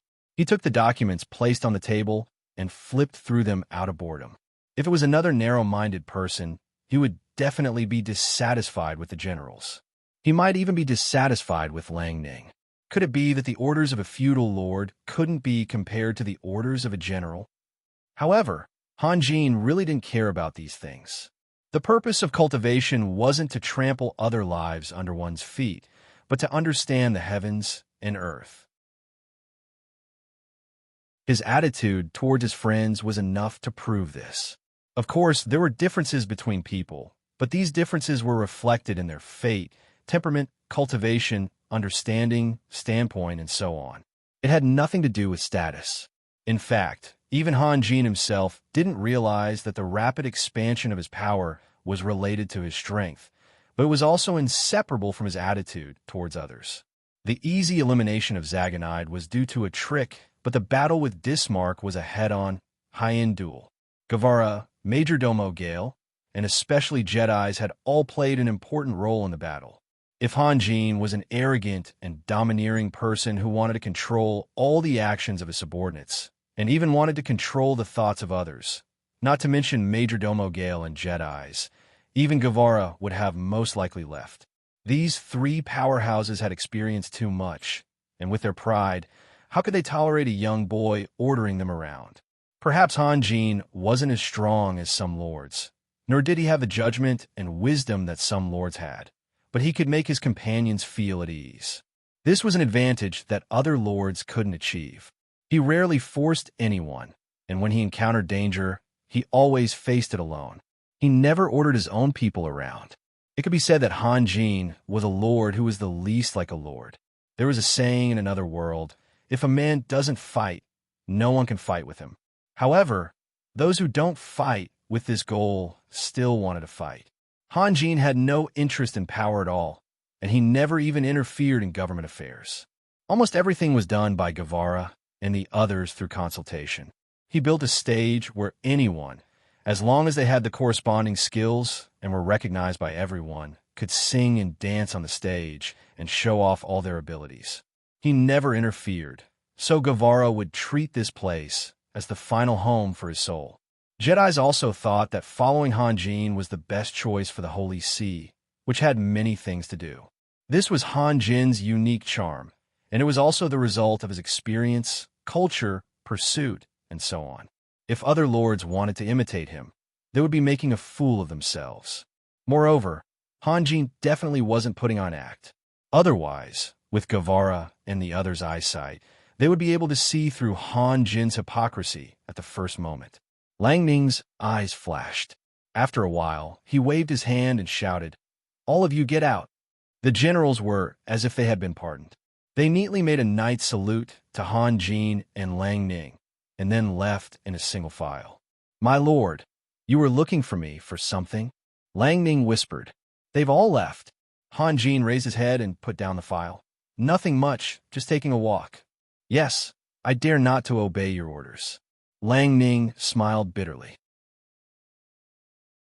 Han Jin rarely interfered with his military affairs, so when Han Jin occasionally said something, he would always take it seriously. Otherwise, even if he was facing an extremely powerful lord, he would still argue with reason. Even if he compromised now, he was still dissatisfied with Han Jin's tolerance. If the military law wasn't strict, then what was the use? "You're just too serious sometimes." Han Jin smiled. "My lord, is it not good to be serious?" Lang Ning asked. "This?" Han Jin was stumped by the question. Then he shrugged. "Okay, it's my fault." Lang Ning was a little embarrassed. Han Jin had already admitted his mistake, and if he continued to discuss this issue, he would be going overboard. He hesitated for a moment.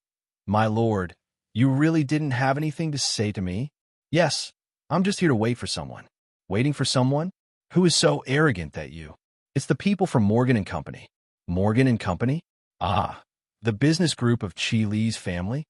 "Yes, I feel that he seems to need help, and I also want to ask him about what happened in the past." Han Jin said, "At that time, I was shopping with Yelena, so I asked him to come here today. Morgan and company has been disbanded for almost 3 years, right? Lang Ning frowned. I don't think you can get anything out of him. Lang Ning thought that Han Jin wanted to seize the wealth left by Morgan and company, but this was Dismark's territory. Dealing with Morgan and company was also planned by Dismark, and all the wealth had already been plundered by Dismark. We have to find out the truth, and we have to give Qi Li an explanation. Han Jin changed the topic. Lang Ning, winter will be over in 2 months. Do you have a specific plan in mind?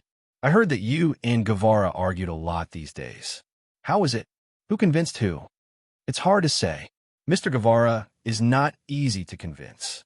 Lang Ning smiled. But I insist that it is not wise to fight for territory with the elves. Now, more than half of the elves on the continent have gathered together. But how many of them are there? You mean, we will compete with them in terms of population? Ronning said slowly. Elves have a poor recovery ability. 20 years after the Silver Pegasus Legion of Wild Willow City was defeated, they still haven't formed a new Silver Pegasus Legion, which is enough to prove that. Therefore, instead of expanding, we should only look for opportunities to annihilate small elves. If we can kill as many of them as possible, under the condition that the Holy Crown City is not lost, I guess it will take at most half a year to a year for the elves to be unable to bear such losses. They are likely to be divided internally. You know, elves don't like war, and now they are occupying territories everywhere, which is a good opportunity for us to annihilate them. Han Jin nodded slowly. My lord, although you are very powerful, and you have Mr. Guevara, Lord Jedis, and Majordomo Gale, the elves also have more than 20 dragons. Moreover, you killed the dragon Elder Maxwell. Dragon City will definitely send reinforcements for revenge. Lang Ning hesitated. In terms of high-end strength, we don't have any advantage. It's not that we don't have any advantage, but we have a considerable disadvantage, right? Han Jin laughed. Yes, my lord. Lang Ning said softly. Dragon City is a mysterious place. No one can say for sure how many dragons there are, but I think there should be at least hundreds of them. My lord, if several superior dragons who have mastered dragon language magic lead hundreds of dragons to attack us, do you think we can stop them? Han Jin was silent. If Dragon City decided to take revenge, he or they would never be able to defeat Dragon City. Mr. Guevara said that if it was only because of the elves, Dragon City would not send a large number of dragons. But you killed the dragon Elder Maxwell, so everything is different. I know. Han Jin sighed. So we need an ally now. Who is willing to fight against Dragon City with us? Lang Ning smiled bitterly. Grand Duke Solomon. Han Jin said lightly. I'm not optimistic about the ally you have chosen. Lang Ning also sighed. The capital of elements does not have the strength to fight against Dragon City. Not to mention that Grand Duke Solomon has his own enemies. In the past, he might have been happy to see you and Yelena close, but now, he is likely to change his attitude. My lord, you have to be mentally prepared. That will depend on whether Grand Duke Solomon has the courage or not. Han Jin showed a free and easy smile. I still have 2 things to deal with. After I'm done with my work, I will go to the capital of elements with Yelena. On the one hand, I will treat Grand Duke Solomon's illness, and, on the other hand, I will see if there is any possibility of cooperation. My lord, this is not courage, but the interests that determine life and death. Yelena and I talked a lot about Grand Duke Solomon. I feel that he is not only a great magus, but also an excellent scholar. Han Jin said thoughtfully, he should have a performance that will surprise you and me. 100 scholars can't compare to a sharp sword. Lang Ning said slowly, My lord, with all due respect, you should not put your hopes on someone you have never met. You are wrong. I have never expected anyone to be my savior. Han Jin laughed. I can only rely on myself to save myself. Then why do you still want to go to the capital of elements?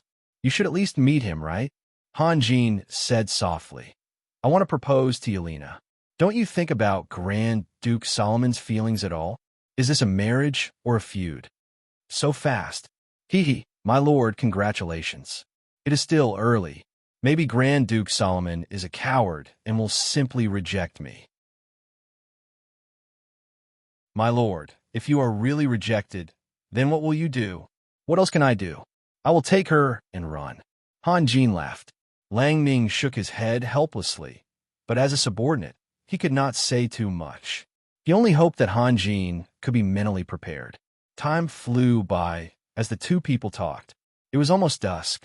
Han Jin stood in front of the window and stared at the fiery red sunset. He frowned and said, "Why hasn't he come yet? My lord, I have already ordered that as long as someone comes to see you, they will immediately report it."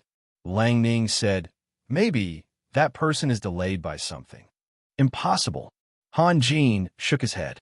At that time, he saw the reverence in the eyes of the merchant, especially when he asked the merchant to come to the barracks to see him. The merchant revealed an ecstatic expression. It was hard to imagine that the merchant would miss the appointment. "My lord, who are you waiting for? Should I send someone over?" "No need." Han Jin thought for a moment. "Lang Ning, do you want to go out with me?" "Sure." Lang Ning stood up with a smile. Both of them were men, so there was no need for them to dress up. Lang Ning changed his clothes and rode out of the barracks with Han Jin. He only brought 4 guards with him. Since he was with Han Jin, he did not need to worry about his own safety.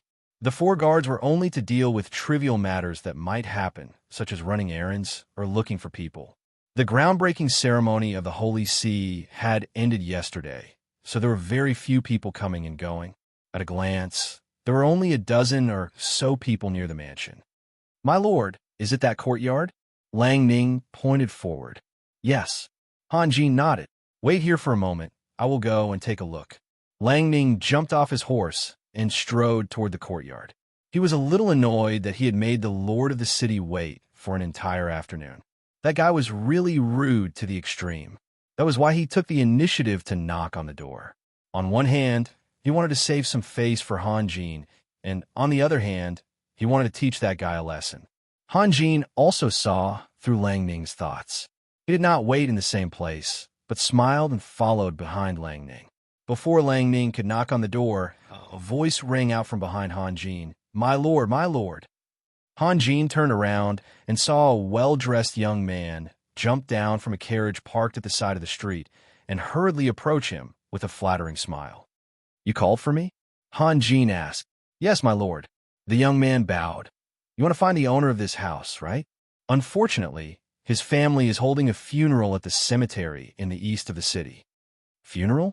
Han Jin was surprised. "Yes, the owner of that house died last night." "Died?" Han Jin's gaze turned cold. His gaze swept across the parked carriage. After all, he used to be a private investigator, so he could always find details that others might overlook. Under the horses that pulled the carriage, there were piles of horse dung. It was obvious that this young man had been waiting here for a long time. "You have been waiting for me here all this time?" "Ah." The young man was stunned, and then answered timidly, "Yes."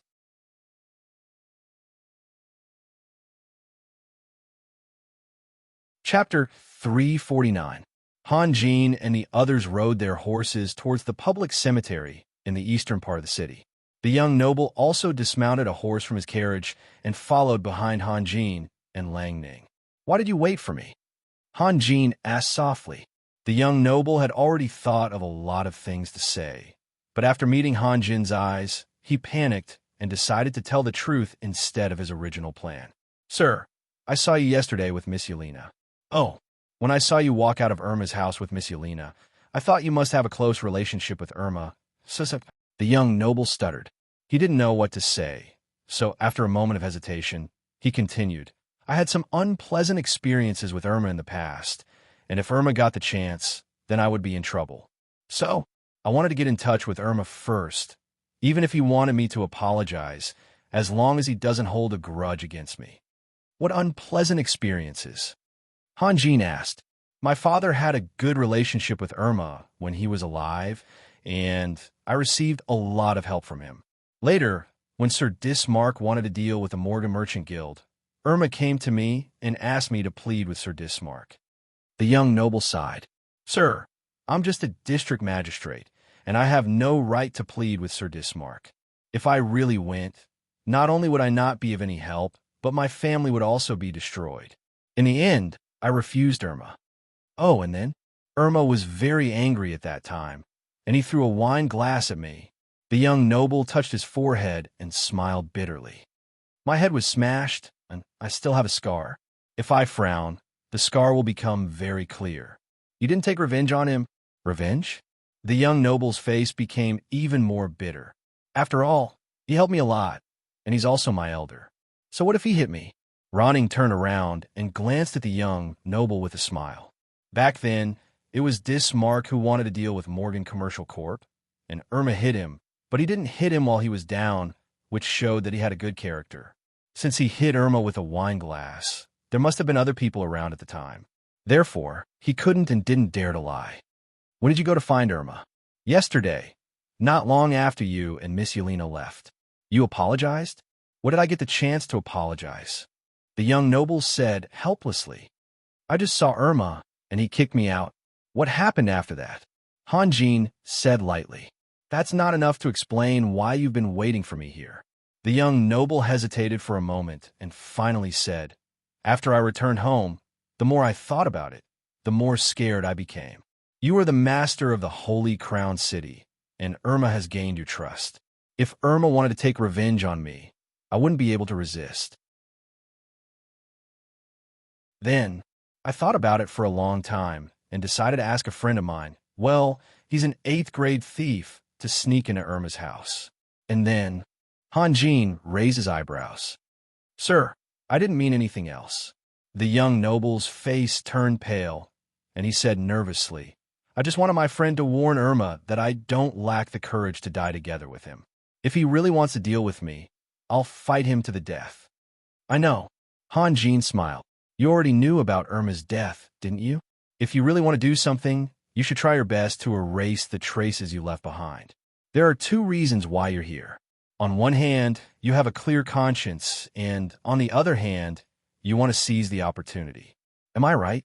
The young noble was stunned. After a long while, he let out a long sigh and wiped the cold sweat on his forehead. He forced a smile and said, Sir, you're really... All right, continue. What happened next? Hanjin asked. Last night, Irma's mood was very unstable. One moment, he was laughing, and the next, he was crying. He kept saying that he was saved and that the day he had been waiting for had finally come. My friend hid for a long time, but he never found a chance to be alone with Irma. When Irma was about to go to bed in the middle of the night, my friend was about to approach Irma when he suddenly heard Irma let out a short scream. The young noble solemnly said, My friend was very scared. At that time, Irma had already extinguished the magic lamp, so he couldn't see what was going on in the room. However, he sensed an extremely vicious and bloody aura. Sir, I know my friend very well. He has always been very brave, and to be able to scare him to such a degree means that Irma's murderer must be an extremely powerful being. Hanjin fell silent. Could it be that there was some kind of unspeakable secret in Morgan and Company? Sir, that's not the most important thing, the young noble said. The young noble replied, Irma was resting in the room of one of his concubines last night. When he was killed, his screams were short and not loud, but I'm sure that the concubine heard them clearly. However, according to the obituary released by Irma's family today, Irma died of a sudden illness. What's your name? Hanjin suddenly asked. Shumon. Sir, my name is Shumon. A look of surprise and joy appeared on the young noble's face. Congratulations. Lang Ning turned around with a smile. You've caught your chance. Sir Lang Ning, I'll be in your care in the future. The young noble was very excited. You know me? Lang Ning was slightly surprised. Of course. I saw you at the banquet.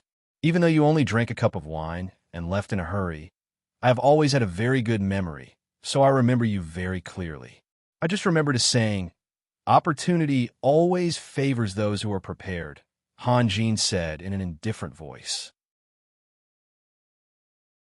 He then pointed forward and asked, That's the tomb, right? Yes, sir. Shumon spurred his horse forward and rushed over. A few men dressed as guards jumped out of the bushes around the tomb and greeted Shumon. How is it? Shumon asked loudly. Young master, The burial ceremony was completed a long time ago. We've already buried him, one of the men replied as he stole a glance at Han Jin and Lang Ning. Sir, we were a step too late. What should we do? Schumann asked. Let's go in first. Han Jin also jumped off his horse. The cemetery was very quiet. There were about a dozen people standing in front of a new grave. They were divided into 4 groups, and all of them seemed to be immediate family members. Each group was led by a middle-aged woman, and judging from their age and posture, they were most likely the middle-aged woman's children. However, there was a young woman who was excluded from the group. She seemed to be very lonely. That woman is Irma's concubine, Nora. Irma married her 2 years ago, but she never had any children after their marriage, Schumann said in a low voice. The people who were in the middle of the funeral were stunned when they saw a group of people walking over aggressively. In fact, Han Jin and Lang Ning's expressions were very calm, and Schumann didn't show any emotion either. However, Schumann's guards all puffed out their chests and raised their heads with murderous intent. They knew their mission, and they also knew who their young master was waiting for. They couldn't accept the honor of being able to work with the high and mighty Lord. To put it bluntly, they weren't excited but excited. Han Jin looked at the new grave that had just been filled with soil. He turned around and said indifferently, "Dig it up." Han Jin gave the order to the generals of Riptide. Although they didn't think that Lang Ning would disobey, they still had to wait for Lang Ning to give the order. After all, they were regular soldiers. However, the guard were different. As soon as Han Jin finished speaking, and before Schumann could say anything, the guards roared and rushed forward. Not only did their attitude of facing death with equanimity scare the underaged children, but it also scared the gravekeeper so much that he fell to the ground. The guards then snatched the shovels from the gravekeepers and began to dig up the grave with all their might. Irma's relatives were stunned for a moment before bursting into tears and curses. Some of the boys picked up stones from the ground, while others pounced on them. "How dare you!" The leaders of the guards drew their swords and roared. The other guards who didn't have any tools also drew their weapons and stared fiercely at the crowd.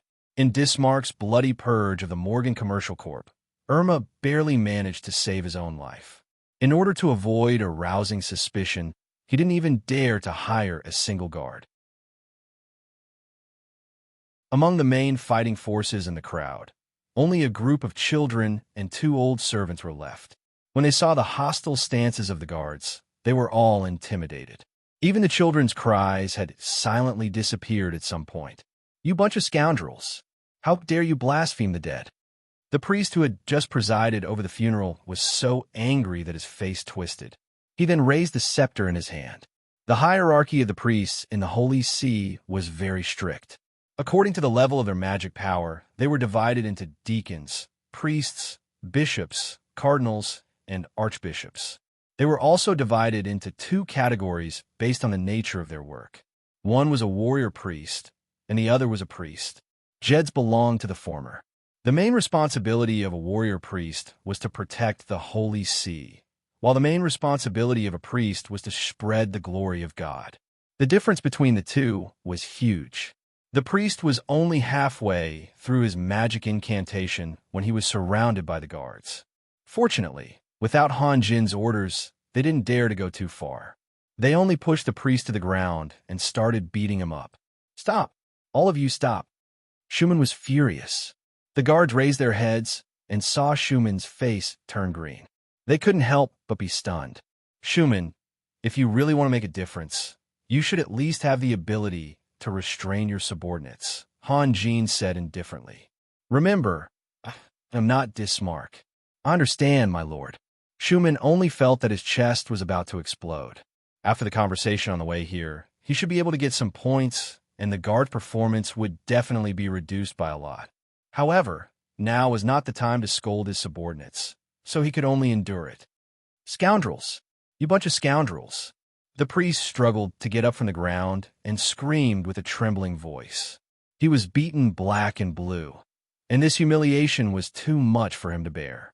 He took out a magic scroll, but his hands were trembling so much that he couldn't open it even after fumbling for a long time. If it were an enemy, he would have been killed hundreds of times. The expressions of the guards changed. They wanted to rush up and stop him, but they didn't dare to. They were afraid to let the priest release magic, and for a moment, they were at a loss. Then with a bang, they scattered. It was better for one unlucky person to die than for everyone to die together. After a long time, the priest finally opened the magic scroll and threw out. Then, the magic scroll turned into a white light that went straight to the sky. After flying high in the sky, it exploded in the shape of an umbrella. It was now dusk, and the white light of the explosion was particularly eye-catching. Even more than 10 miles away, it could be seen clearly. "Ha! You have insulted God's messenger. This is your retribution." The priest laughed bitterly. He was going to risk everything. "Dig yours. What are you in a daze for?" Han Jin said coldly. The guards seemed to wake up from a dream and continued to dig with all their might. It didn't take long before the sound of hooves came from outside, and it was getting louder and louder. Ronnie grew up in a military camp, so he didn't need to look. He could tell that there were about 100 knights just by listening to the sound. When the figures of the Knights of Light broke into the tomb, the priest waved his scepter and shouted, "Warriors of God, these are the people. They have profaned the peace of the dead and insulted the dignity of the priests. Come, use your hot blood to purify the sins here." The first row of Knights of Light neatly raised their knights' spears and rushed towards Han Jin's direction in a straight line. Alma's family members panicked and fled outside to avoid being caught in the crossfire. Lang Ning couldn't help but frown. With Han Jin's strength, of course, he could protect himself, but it would be difficult for him to not hurt anyone. Besides, Lang Ning was also angry. The Holy Crown City was Han Jin's territory. Even if something happened, he should have informed the local garrison and brought the Knights of Light here. What was going on? In fact, there were always conflicts between the religious and royal authority. In order to be safe and sound, both sides had to maintain restraint, compromise, and tolerance. As long as one side acted irrationally, the conflict would immediately be triggered. A wisp of haze flashed in Han Jin's eyes. He suddenly disappeared and reappeared in the middle of the tomb. He waved his right hand, and a burning sword appeared in his hand. He then stabbed the sword into the ground as if there was no one around, leaving only a small part of the sword. Then he returned to his original position. Although Han Jin didn't say a word from beginning to end, all the Knight of Light understood what he meant. The position of the sword represented the boundary, and those who crossed the boundary would have to bear the consequences. It was a pity that they didn't know Han Jin. Han Jin didn't even bother to interfere with the political affairs of the Holy Crown City, let alone the Knights of Light. Almost all the Knight of Light took this warning as a provocation, an arrogant provocation. Han Jin calmly looked at the gradually dug-up grave, but his eyes were getting colder and colder. "My lord," Lang Ning couldn't help but secretly feel lucky. If he didn't accompany Han Jin today, this storm would have been inevitable. After interacting with Han Jin, Guevara, and the others, Lang Ning found that whether it was the straightforward and resolute Guevara, the calm and tranquil Jedis, or the sunny Han Jin, they all had the same characteristics, and that was pride and conceit. Of course, this wasn't a derogatory term, but an attitude that said, if you want to do something, do it. It was hard to imagine that Han Jin would shout loudly, "I'm the Lord. You can do whatever you want." Someone who could shout such words was definitely not a real expert, but a watchdog. This kind of thing can only be done by me. Being a watchdog for once is nothing. Lang Ning showed a helpless smile and immediately roared, "How dare you? Lord Raphael is here. What do you want?" "My lord." A roar suddenly came from the charging formation of the Light Knight Regiment. "Stop." Now, the name Raphael didn't just mean a dragon slayer. After killing Elder Maxwell of Dragon City, it wouldn't be an exaggeration to say that Han Jin's power was enough to shake the world. The reason why Dragon City and Dragon Region were so strong was that many of the superior dragons who mastered dragon language magic had broken through the final barrier. What did the Dragon City Elder represent? What did it mean to be able to kill such an expert? The answer was obvious. It wasn't just the Northeast region. As time passed, the glorious achievements of the name Raphael would spread through the mouths of travelers. It wouldn't be long before Nicholas, who was all-powerful in the southwest region, would also hear about it. As for whether he would treat Raphael as his strongest enemy like Han Jin, that was his own business. No one else would know. There was a commotion in the charging formation of the Light Knight Regiment. They reined in their horses before the Fire Dragon sword, but the charging formation stopped abruptly. They inevitably collided with each other and immediately became a mess. A knight in silver armor came out from the side. He glanced at the Fire Dragon sword, then jumped off his horse and strode toward Han Jin. When he came close, the knight took off his helmet. Lang Ning saw that he was Aud, one of the 3 Saint Knights. Lang Ning's heart suddenly jumped. It was unbelievable that a priest was in danger, and a Saint Knight was summoned. Could it be that the Light Knight Regiment wanted to establish their power in the Holy Crown City, so they had been waiting for this opportunity? Aud glanced at the priest, bent down, and whispered, "My lord, what's going on?" "It's a misunderstanding," Han Jin replied indifferently. "A misunderstanding?" Aud raised his voice slightly. He glanced at the priest again. The priest was beaten so badly that even his front teeth were knocked out. Was it just a misunderstanding? "Actually, it's not a misunderstanding," Lang Ning continued. "That guy was as blind as a bat. He dared to call you a villain. Teaching him a lesson was already a light punishment." Aud frowned and coldly turned to the priest. "My lord Aud, they are blaspheming the dead." The priest also panicked. The guards were still digging vigorously, and the coffin was faintly visible. Aud whispered, "My lord, what are they doing?"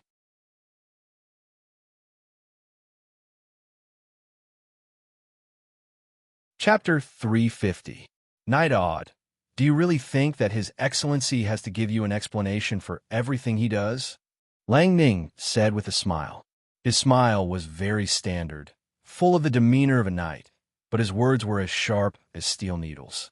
Aud suddenly froze, his face flushed red. He wanted to lose his temper, but he had no reason to do so. He could only swallow his anger, but he was unwilling to give up. It could be said that since he became a holy knight, no one had dared to mock him in front of his face like Lang Ning did. "Lord Lang Ning, you misunderstood me." After a moment, Aud finally showed a very reluctant smile. "I'm just curious." "I'm also curious," Lang Ning said with a smile. "So, let's just wait here and not disturb His Excellency. What do you say?" Aud nodded, but he also shook his head, looking very embarrassed.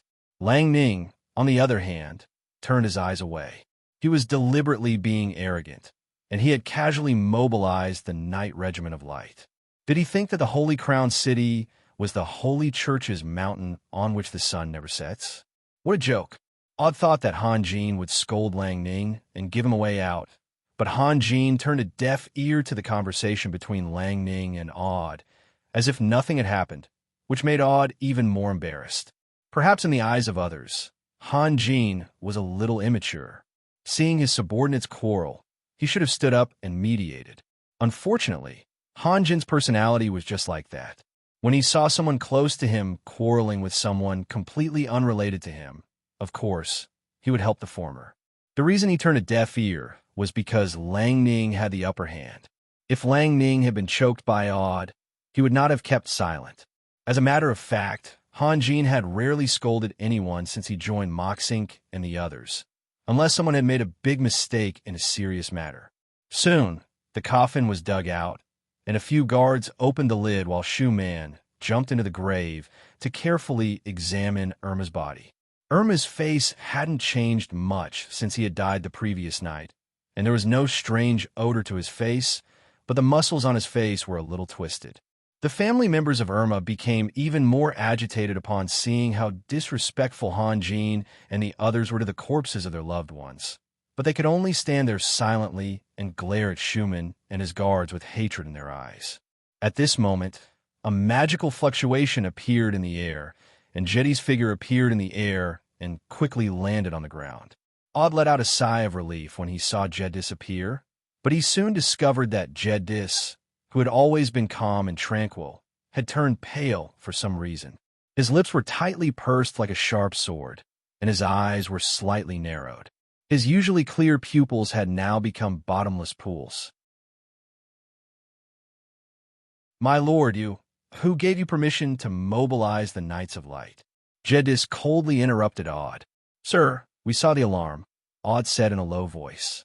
"You can mobilize the Knights of Light at will just because you saw the alarm? This is the Holy Crown City. What can happen here?" Jedis said, "Aud, I remember that you are a very conceited person, so I don't understand. Even if something really happened, why can't a Holy Knight solve it? Must you mobilize the Knights of Light?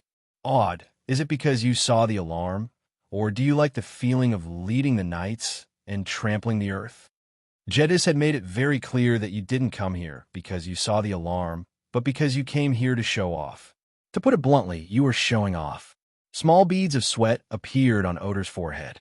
He and Jedis were old acquaintances. Ever since they were in the unsetting Sun Mountain, he had never seen Jedis show such a stern expression.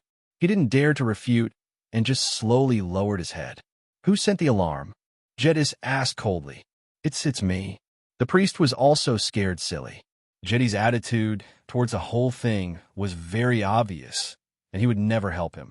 "Why did you send the alarm?" "My lord, they are blaspheming the dead." The priest cried out and pointed at the busy Schumann with a trembling finger. "What's the alarm used for?" Jedis' eyes shone with a sharp cold light.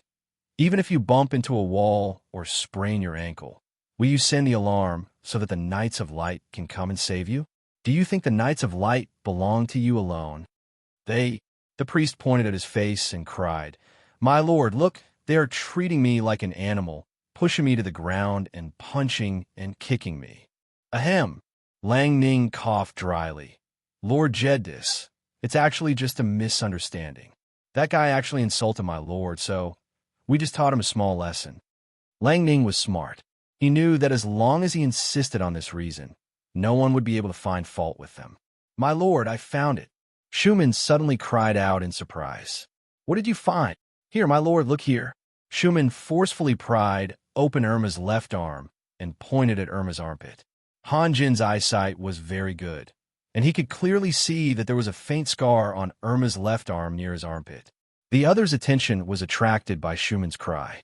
Even Irma's relatives wanted to know what these people found and gathered their courage to come over. Schumann observed the wound and said, "My lord, this wound was caused by an extremely narrow, thin, and sharp dagger. What a vicious method. It was stabbed from the armpit and pierced through the heart. There might not be much blood, or even no blood at all. Of course, we can't rule out the possibility that someone wiped it clean afterwards. If one didn't look carefully, they wouldn't have noticed the wound at all." Irma's arms folded naturally after he died, so the wound was perfectly hidden. My lord, the culprit must be an experienced and daring professional assassin." Irma's relatives immediately went into an uproar. They never thought that their loved one would be killed by someone else. Several middle-aged women and young children couldn't help but burst into tears. Only Irma's concubine stood alone at the side with her head lowered. Due to the angle, no one could see the changes in her expression. Schumann jumped out of the grave and loudly said, "My lord, I still don't understand why Irma was able to scream at that time. My friend is a rank 8 thief, so the culprit must be much stronger than him to be able to make him feel fear. Logically speaking, Irma could have been killed without even knowing what was going on." "Why do you think that's the case?" Lang Ning asked. "It's all because the culprit wanted to cover up the fact that Irma was killed, so he chose to stab Irma under the armpit. He had to grab Irma's arm before he could do anything. That's why Irma was able to scream at that time." "Schumann," Han Jin suddenly said. "Yes." Schumann was stunned. "I'll leave this matter to you. Is there a problem?" "No problem. My lord." Schumann showed an ecstatic expression. He had been waiting for this sentence for a whole day. Although it didn't mean anything, at least he had a chance to move up. At the same time, he also felt lucky. If he hadn't kept his honesty and told Han Jin the pretext he had prepared in advance, would he have been able to fool Han Jin? "I'll be leaving the Holy Crown City for a while. When I return, you have to give me an answer." Han Jin said softly, "You have 10 days. Please rest assured, my lord. I won't betray your trust." Schumann said seriously, Then he paused and glanced behind him. "My lord, I told you, you have full authority," Han Jin said calmly. "If you need any help in the future, just go to Lang Ning." "My lord, I'll help him," Lang Ning said with a smile. Schumann abruptly turned around and pointed at Irma's concubine. "Arrest her."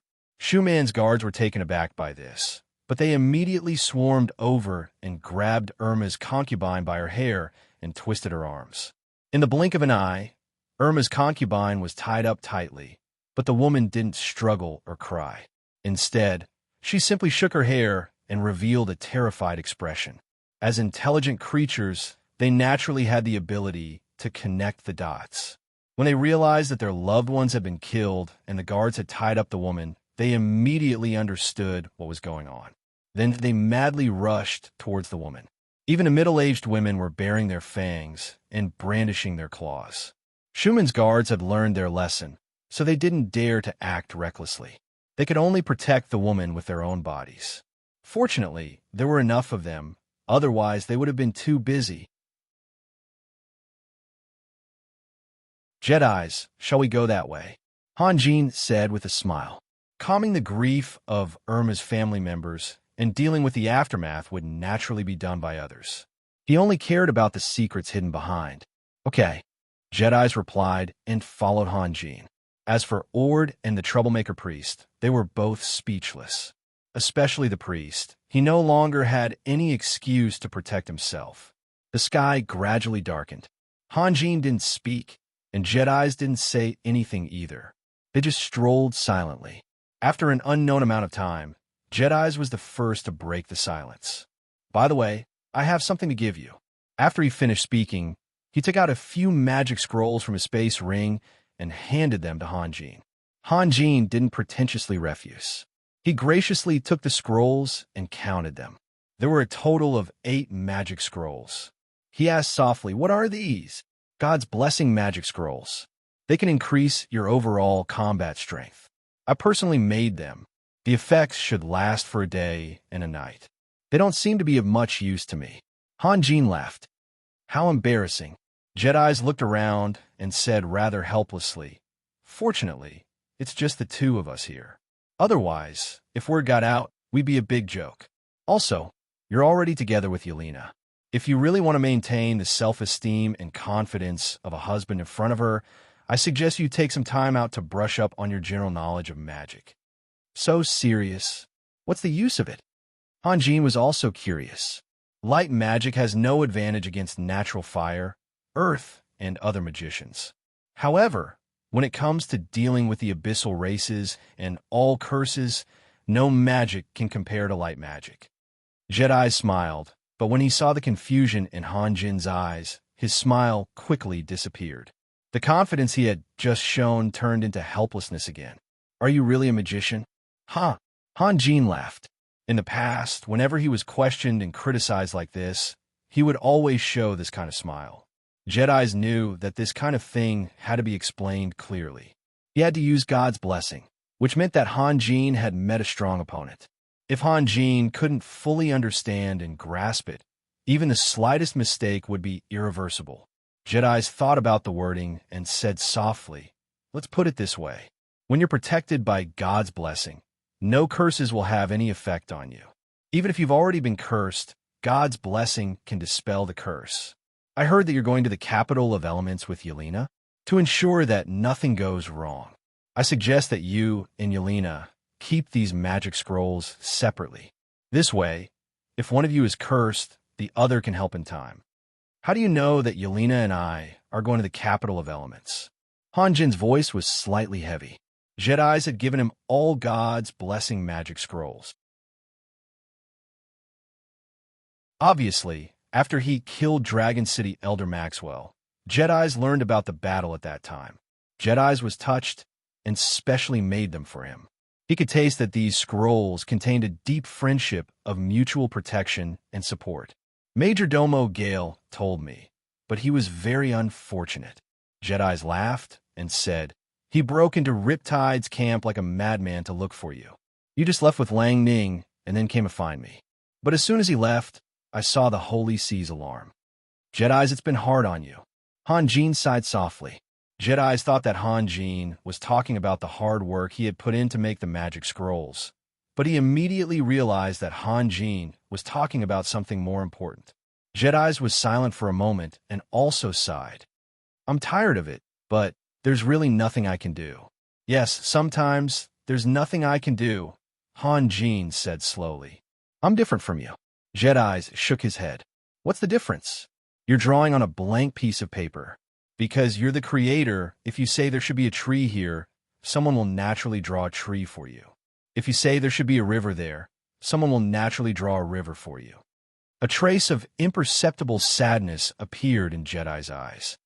But in front of me is a picture that has thousands of years of heavy inertia, refuses to change, and emits a rotten smell. Not only do I have to change the darkness of the night into sunlight, but I also have to protect this picture with my life to prevent it from being destroyed by others. Han Jin was silent. He knew Jedi's difficulties, but he could only create or seize the opportunity to fix some minor issues. He could not interfere with the real big issues. Otherwise, the more he helped, the more difficult it would be for Jedis. He might even be isolated and deposed by all the members of the church. It's nothing. As time goes by, your control will naturally become stronger. Han Jin could only console him feebly. And didn't you do a good job as the archbishop in the past? Good? Being killed by Nikolai was considered good? Your way of comforting people is really different. Jedis did not know whether to laugh or cry. What's more, the situation is different and our positions are different. In this generation, there are only two archbishops, Zachary and I. To be honest, for the position of the next pope, there is a fierce competition between Zachary and I. I can only try my best to unite as many people as possible. There is nothing I can do to change anything. Zachary? I don't think I've heard the Holy Knight talk about him. How is he? Did he die in battle? Han Jin asked. Of course they won't say, because Zachary has already defected to Nicholas, Jedi said slowly. And Nicholas has re-established the Holy See. Fortunately, they brought the Holy Crystal out. Otherwise, I might be in an awkward situation right now. Re-established the Holy See? Han Jin frowned. It's a ridiculous trick of checks and balances. Jedi smiled. In order to fight against the Holy See, Nicholas did everything he could to get close to the Dragon Realm. Now that the Holy See has been destroyed, what will he use to fight against the Dragon Realm? He's really tired of living. No, you've underestimated him. He's a true warrior. Fighting, no matter if it's a battle of the body or a battle of wisdom, that's his greatest joy. Han Jin was silent for a moment, then changed the topic. Jedis, do me a favor. What is it? You saw what happened just now. I have a feeling that in the Holy Crown City, in a place we can't see, there's a hidden hand. Han Jin said slowly. After Yelena and I leave, you talk to Major Domo Gale and ask him to protect Schumann and the female prisoner. The murderer of Irma is very likely to kill again. That makes sense? Jedis pondered for a moment. Why don't you talk to Major Domo Gale face to face? You and Yelena went to the capital of elements to treat Grand Duke Solomon's illness. He will help you no matter what. That's why I can't tell him, Han Jin said with a smile. Major Domo Gale is prone to overthinking, as if I'm forcing him to repay me. Is he overthinking, or are you overthinking? Jedis couldn't help but laugh. Well, I'll talk to him. If I have time, I'll also take care of things over there. But are you mentally prepared?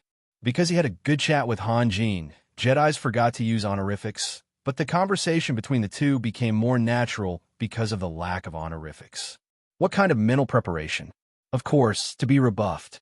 Langning also reminded me. Han Jin laughed, then immediately said seriously, whether I'm rebuffed or not, I will cure Grand Duke Solomon's illness. Good, that's more like a man. Jedis laughed. If Yelena heard this, she would definitely like you more. By the way, do you want me to find a chance to tell her what you said?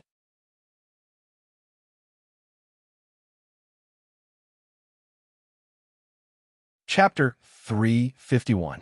In the boundless snowfield, a handsome unicorn galloped towards the end of the sky.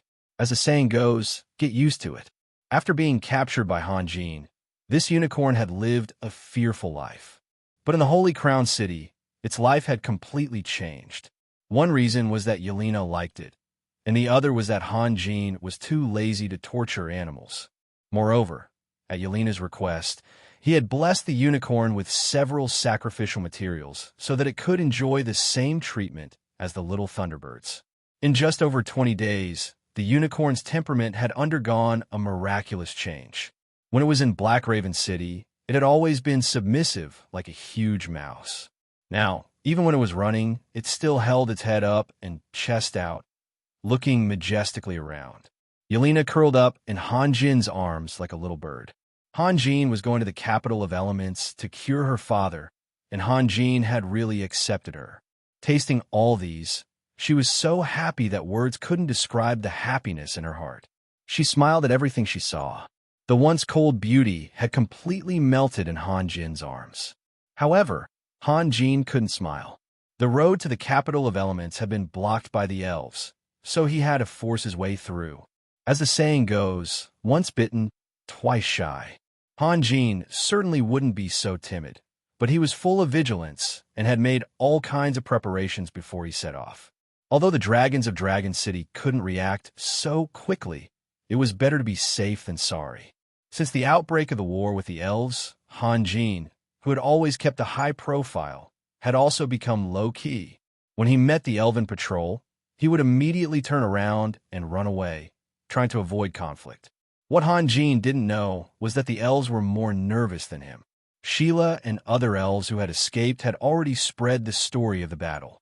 Many elves knew that Han Jin had changed his clothes, and in the vast snowfield, Han Jin's red cloak was particularly conspicuous. Seeing Han Jin in the distance, the elves were all scared out of their wits. Without waiting for the commander's order, they all scrambled to escape. From the perspective of the gods, an interesting scene could be seen. When the two sides met in the distance, Han Jin turned around and ran away, but the elves' reaction was faster than Han Jin's. Han Jin ran far away and made sure that the elves didn't chase after him, nor did they sense the fluctuation of top or supergrade creatures. Only then did he feel relieved. After the elves fled into the city, they had to immediately activate the Tree of Life and wait for half a day before they dared to relax their vigilance. Han Jin also didn't know the significance of the battle between him and Maxwell. The fate of Sunir, Gao Bin, Lydia, and the entire elven race had changed just like that. They didn't have to believe Sunir's evaluation, but they had to believe the truth. The elves had paid a huge price to invite Elder Maxwell of Dragon City. Now that Maxwell had been killed, who was going to bear the responsibility? Of course, Dragon City wouldn't bear the responsibility. As long as they pushed the blame to the elves would be in trouble. The key point was that inviting Elder Maxwell of Dragon City to participate in the battle had already cost the elders of the Senate a lot. How much more would they have to pay to ask for Dragon City's forgiveness? Moreover, before Prudence attacked Han Jin, Lydia had raised a sharp objection and contacted many tribal chiefs. Of course, she had her own reasons for her objection. Lydia's reason was that Han Jin's strength was very strong, and he might even have broken through the final barrier. It was unwise to be the enemy of such a strong person. Once they failed, they would have to suffer cruel revenge. In fact, Gao Bin's judgment was correct. Only a few tribal chiefs were willing to stand on Lydia's side. Most of them thought that with the participation of the dragons, they could crush the Holy Crown City into powder. They were just pretending to be polite to Lydia. In the end, the fact proved that Lydia was right. The Holy Crown City was still standing there. It was their blind optimism and confidence that was crushed into powder. The direct result of this battle was that Prudence's prestige suffered an unprecedented blow. As a result, Gao Bin's and Lydia's influence grew rapidly. After Sheila, who was lucky enough to witness the final battle, came back, she became a firm follower of Gao Bin and Lydia. She would never forget that scene. Maxwell, the dragon elder who was close to the level of demigod, was like a poor skinned pig, rolling and whining in the air. What would the elves do if they were there? Through Sheila's words, Many elves knew how embarrassed Prudence was at that time. You keep saying that killing Lord Raphael is as easy as squashing an ant, but in the end, the one who died was Maxwell. Then, you abandoned your comrades and ran away naked. How can you still have the face to continue being the commander of the Allied army? The world was like a game of chess. At this moment, Hanjin was just a chess piece on the chessboard. He had no way to know what changes were brewing inside the elves, so he could only try his best to do what he should do. At dusk, the unicorn stopped on top of the mountain that was neither too tall nor too short. It swung its long, cloud-like tail and looked around with its blue eyes. Yelena straightened up, looked ahead, and whispered, "Raphael, be careful." "What's wrong?" "In front of us is the buffer zone between Wild Willow City and the capital of elements. It's a swamp area with a radius of almost 1,000 miles. My father doesn't want this place because it's meaningless, but Wild Willow City doesn't dare to take it." "Don't dare to take it?"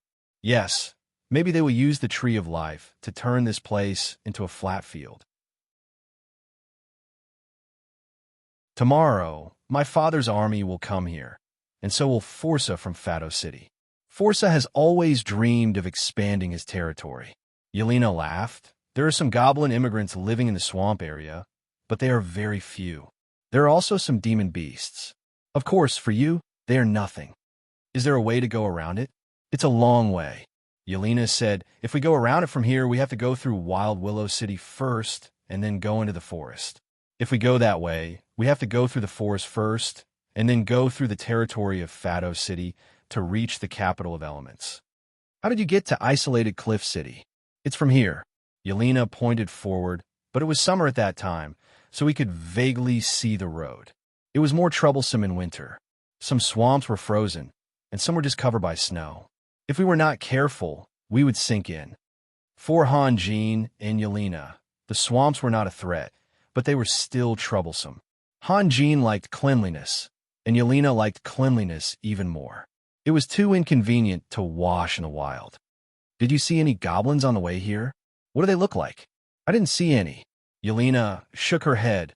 "We only met a bandit group." "Bandit group?" Hanjin laughed. "Back then, you swaggered out of the capital of elements with your students. You were quite brave. Not to mention their strength. They had almost no experience as travelers. It was a great risk to walk out of the laboratory and set foot on the vast wilderness and unknown life." "I'm a magus," Yelena said with a grin. "Is there a place to rest in the swamps?" "Of course there is. Are those goblins rolling in the mud all day?" Yelena paused. "Raphael, if you really don't want to go through here, we can go around it, but it will take a few more days." "Forget it. Let's go from here," Hanjin said softly. He didn't tell Yelena that Major Domo Gale had looked for him before they set off. In fact, Grand Duke Solomon's condition had been very serious since last year. Even the Grand Duke himself had joked with Major Domo Gale that it would be a victory if he could survive this winter. Therefore, Major Domo Gale was very emotional and repeatedly asked Hanjin to set off as soon as possible if he was really confident in curing Grand Duke Solomon's asthma. Seeing that Major Domo Gale didn't hide his emotions, Hanjin faintly understood why Major Domo Gale kept putting pressure on Yelena. With the death of Grand Duke Solomon, no one could protect the capital of elements anymore, not even Yelena. The capital of elements was created by Grand Duke Solomon, and Grand Duke Solomon was the soul of the capital of elements. Without his soul, it was impossible for him to compete with Forza, who was at the peak of his power. Sui Xiong had to buy time so that he wouldn't regret it for the rest of his life. Moreover, his green glow had been destroyed, and his combat power had been greatly reduced. It would be unwise to leave from Wild Willow City or Fado City. As the sky was getting darker, Hanjin decided to find a place to rest behind the mountain. Hanjin and Yelena were familiar with camping in the wilderness. Soon, Yelena cleaned up a clean place, released a magic shield, covered it with blankets, pillows, and laid out the food. 20 days ago, she had done the same thing, but compared to that time, her mood was absolutely different. The uneasiness had turned into a strong sweetness that couldn't be dissolved. The two ate some food and chatted for a while. A few days ago, Hanjin had been urging Yelena to hurry up, and Yelena had used up a lot of her physical strength. Today, she finally had an early rest. She couldn't resist the sleepiness and gradually fell asleep. Hanjin couldn't sleep, so he grabbed Harley and asked him to observe the surroundings. Of course, he would also be on duty at night. Now, Harley was in sharp contrast to the unicorn. How honest was the unicorn before? But now, he had become bolder, while Harley, who was so arrogant that he even dared to trick everyone into drinking together, had become quiet and well-behaved. In fact, no one would be able to stand being hit by a thunder palm every time they met. It might be fine for a day or two, but after a long time, Harley's conditioned reflexes would start to develop. Not to mention, Hanjin and Yelena were together, and the two of them were so affectionate. Why would Harley come out? Was he asking for a beating? However, God knew how much Harley longed to tell. No matter what he did, whether it was repenting or begging for mercy, as long as he had the chance to speak, he would ask for nothing else. After adjusting his breath for a while, Hanjin slowly opened his eyes. With a flip of his wrist, a few light red long swords appeared in front of him. These were all inferior flying swords, and their purpose was to self-destruct like terrorists. They couldn't be used to deal with high-intensity battles. These days, he had been wanting to refine a main magic treasure, but unfortunately, he didn't have the materials he liked. After a moment of silence, Hanjin sighed helplessly. In a few more days, if he really couldn't find the corresponding materials, he could only refine the fire dragon sword. Although it was a pity, the situation didn't allow him to do so. The luckiest thing will be to find some good things from Grand Duke Solomon. With Grand Duke Solomon's status, he must have a precious collection. Since he hadn't refined the fire dragon sword for a long time, there was really hope in this regard. However, he hadn't received Grand Duke Solomon's recognition yet, and he was already thinking of getting some benefits from his father-in-law. Wasn't he a little too greedy? Hanjin smiled and shook his head. He knew that Lang Ning and Jetty's concerns were reasonable. Even if he cured Grand Duke Solomon's illness, Grand Duke Solomon might suddenly turn hostile and even attack him to curry favor with Dragon City. However, from Yelena's intermittent narration, he faintly felt that Grand Duke Solomon was a very wise person. Such a strong person shouldn't do such a shameless thing. Even if it really came to that point, he would still take Yelena with him. Anyway, before they set off, he had spent a lot of essence energy on himself and Yelena to make sufficient preparations. It wasn't an exaggeration to say that he and Yelena were now almost immortal, and escaping would be no problem. As for Yelena's attitude, he was secretly worried, but there was no point in thinking so much now. He could only take one step at a time. With the threat of the elves, Dragon City, and Nicholas, he was in a very bad situation. It was as if his eggs were in danger. After defeating an opponent, he would have to face an even stronger opponent. However, he also had his own advantages and opportunities. 7 spatial magic crystals appeared in front of Hanjin, exuding a sparkling light. There was also Jetty's holy crystal. If he could get the holy crystal, he would be able to use 2 completely subversive Taoist methods, which would greatly improve his combat effectiveness.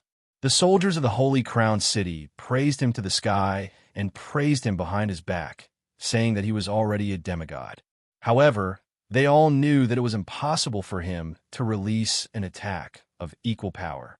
Only by fully utilizing the 2 Taoist arts, he would be able to fight against any strong man, including Nicolay, in 1 year. Master, Harley came back and whispered in Hanjin's ear in a very low voice. Did you find anything? Hanjin asked softly. No. Harley looked at the spatial magic crystals on the carpet and hesitated for a moment. Finally, he couldn't help but ask, Master, when will you release the miracle? Not for the time being. Hanjin shook his head. I will consume all my power. During this time, I can't do anything and will become a useless person. Wait, when we return to the Holy Crown City, we will see the situation. Oh, Harley was a little disappointed. Harley, when the time comes, I will need your help. What do you need me to do? Vitality. Vitality? You are also a kind of life, so I will strip away more than half of your spiritual power, which can't be recovered. Han Jin smiled. Are you willing to do that? I am willing. Harley gritted his teeth. As long as I can see the miracle, even if you strip away all my spiritual power, I am willing. Okay, it's a deal. Harley was just about to express his loyalty and sacrifice with an impassioned oath, but suddenly he felt that Han Jin's words were a little strange. Deal? What kind of deal was it? Harley's life form was a little special. If an ordinary strong person was stripped of all his spiritual power, he would only become a useless person, but he would disappear completely. Of course, the ghost spirit in the soul-devouring bead would still exist, but it would no longer be Harley. That, Master, Harley said timidly. Yes, that. You'll miss me, right? Of course, what's there to miss? Harley only felt that the sky was dark, and a feeling of despair emerged in his heart. If he could cry, he would have shed tears, but Han Jin smiled. Are you scared? Your vitality is just a mass of evil spirit. Even if you let me use it, I won't use it. Harley was stunned for a moment and almost cheered, but when he realized that Yelena was sleeping, he managed to control himself. Because he was no longer nervous, he no longer stuttered and became fluent. Master, whose vitality do you want? Han Jin turned his eyes to Yelena and said slowly, there are some things that she should know. Harley could hardly believe his ears. You can't be so cruel, right? With his absolutely undeveloped brain, he thought that Han Jin wanted to strip all of Yelena's spiritual power. What nonsense are you thinking? Han Jin glared at Harley and immediately became hesitant. But there's still a little bit left, the yin and yang. Master, what are you talking about? You won't understand even if I tell you. From nothing comes something. One becomes the yin and yang, and the yin and yang give birth to the four divisions. Do you understand? Harley shook his head blankly. I'll teach you slowly in the future. Han Jin smiled, but his smile soon became stiff. Harley also sensed something and raised his head to look at the sky. Although the night was very dark, he could still clearly see a group of dark, cloud-like things pressing down from the horizon. Furthermore, they could vaguely hear a familiar cry. On the God of War, they had often heard similar sounds. Thunderbird. And it was a large group of Thunderbirds. Just by looking at the overwhelming momentum, there were probably tens of thousands of them. Han Jin suddenly reached out and touched Harley's chest. He whispered a few words and then shouted, Open! Harley's body silently exploded and turned into wisps of smoke. Then, the smoke covered the magic shield and turned into bushes, rocks, and gravel, completely covering their traces. Mountain Sealing Spell. That day in Nicholas's territory, he had used the Mountain Sealing Spell to hide and had enough time to absorb the energy of the dragon's blood. Unlike the low-level 9 Palace Illusion spell, even if someone approached, they would only walk over their heads and would never discover what was hidden below.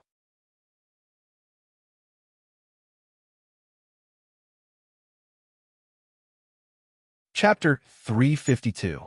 Yelena was woken up by Han Jin. Through her clairvoyant eye, she could clearly see an endless army coming out of the swamp area and then rushing through the valley like a tide. Flying in the air was indeed a large group of Thunderbirds. They hovered at a low altitude, their keen eyes covering the entire land. Even if a mouse ran through the dry grass, it would immediately attract the attention of the Thunderbirds. After tens of thousands of orc warriors rushed into the valley on their wind wolves, they immediately spread out in all directions, searching for any suspicious traces. They even found the hoof prints left by unicorns on the snowfield, but when they followed the tracks, they found that the hoof prints extended to a mound and disappeared inexplicably. They wanted to look elsewhere, but their companions who came from behind had already trampled the snow into a mess. Since the hoof prints were not left by a large group of people, they gave up and turned around to continue their search. After the orc warriors passed by, a large number of orcs who were hurrying on foot stepped into the valley. Behind them were groups of shamans who were controlling the Thunderbirds circling in the sky.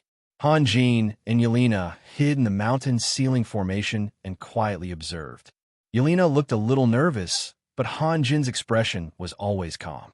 Even if they were discovered, it was not a big deal. As long as he took Yelena underground, no one could do anything to them. However, Yelena's unicorn had to be sacrificed. Seeing the orc army, Jean and Yelena's first impression was the same. Poor. They were too poor. Only a few orc warriors riding wind wolves had scimitars, but most of them had a variety of weapons. Some had knight spears, some had long swords, some had chain hammers, and some only had shield. Did they have to rely on their shield to hit people on the battlefield? The orcs on foot were even worse. On the white snowfield, their clothes were not even enough to cover their bodies. The weapons they carried on their shoulders were also very funny. Most of them were wooden sticks of different lengths, and some were even holding the bones of unknown demon beasts. Were they a group of savages or an army of a civilized society? Jean wanted to laugh, but at the same time, he was also impressed. From Yelena and Majordomo Gale, he knew that the magicians under the direct command of Grand Duke Solomon had formed one of the best magic legions on the mainland. It was an elite army that was armed to the teeth. Lord Forza of Fado City was able to compete with Grand Duke Solomon with only these poor orcs. It was not easy at all.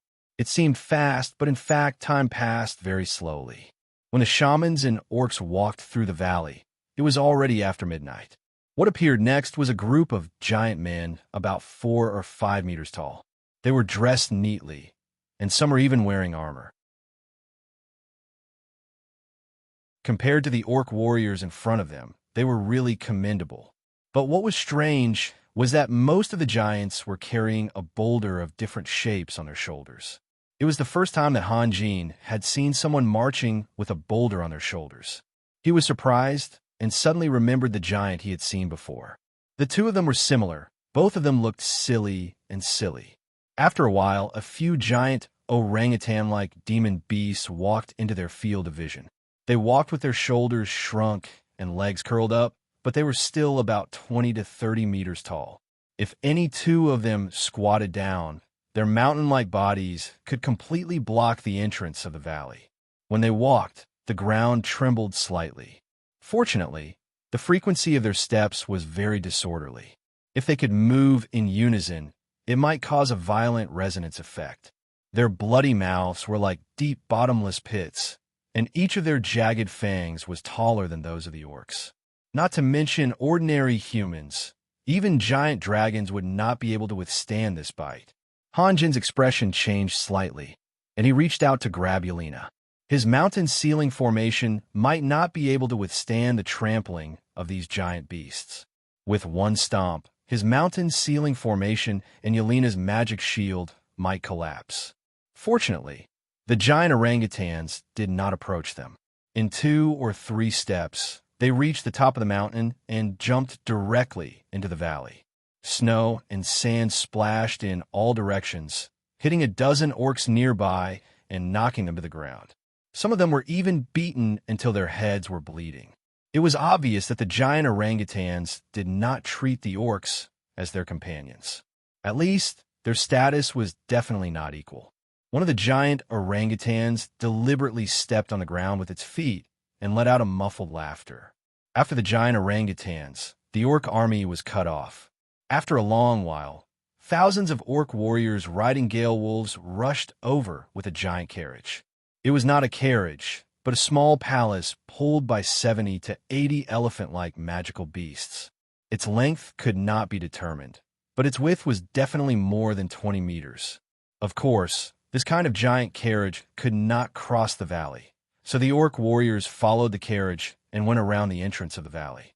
Yelena could not see what was in the small palace, but she found that there seemed to be someone above the palace, so she changed the angle of her X-ray eyes. Then, a sleeping orc jumped into everyone's sight. The orc was leaning on a recliner and seemed to be sleeping soundly. The most eye-catching part of his face was the fangs protruding from his mouth. The fangs were very long and curved inwards. The sharp fangs could almost pierce his own cheeks. If he could live for another 10 years, perhaps those sharp fangs would be able to pierce a bloody hole in his face without waiting for others to do anything. The moment the X-ray eyes moved to the orc, Han Jin was suddenly alarmed. He hurriedly grabbed Yelena's hand and pulled her aside. The image in the X-ray eyes disappeared immediately. At the same time, the orc opened his sleepy eyes and looked around for a moment. After finding nothing, he closed his eyes and continued to sleep. How is it possible? Even Forza sent the behemoth. What is he going to do? Yelena was surprised and doubtful. What else can he do? Han Jin whispered. Yelena, do you remember the orc warriors we met before? Yes. The orcs should have allied with the elves. Han Jin said slowly, this army is going to attack the Holy Crown City. Then should we go back? Yelena's heart was suddenly suspended. Her father's illness could not be ignored, and the Holy Crown City could not be ignored. What should she do? No. Han Jin shook his head, but we have to speed up.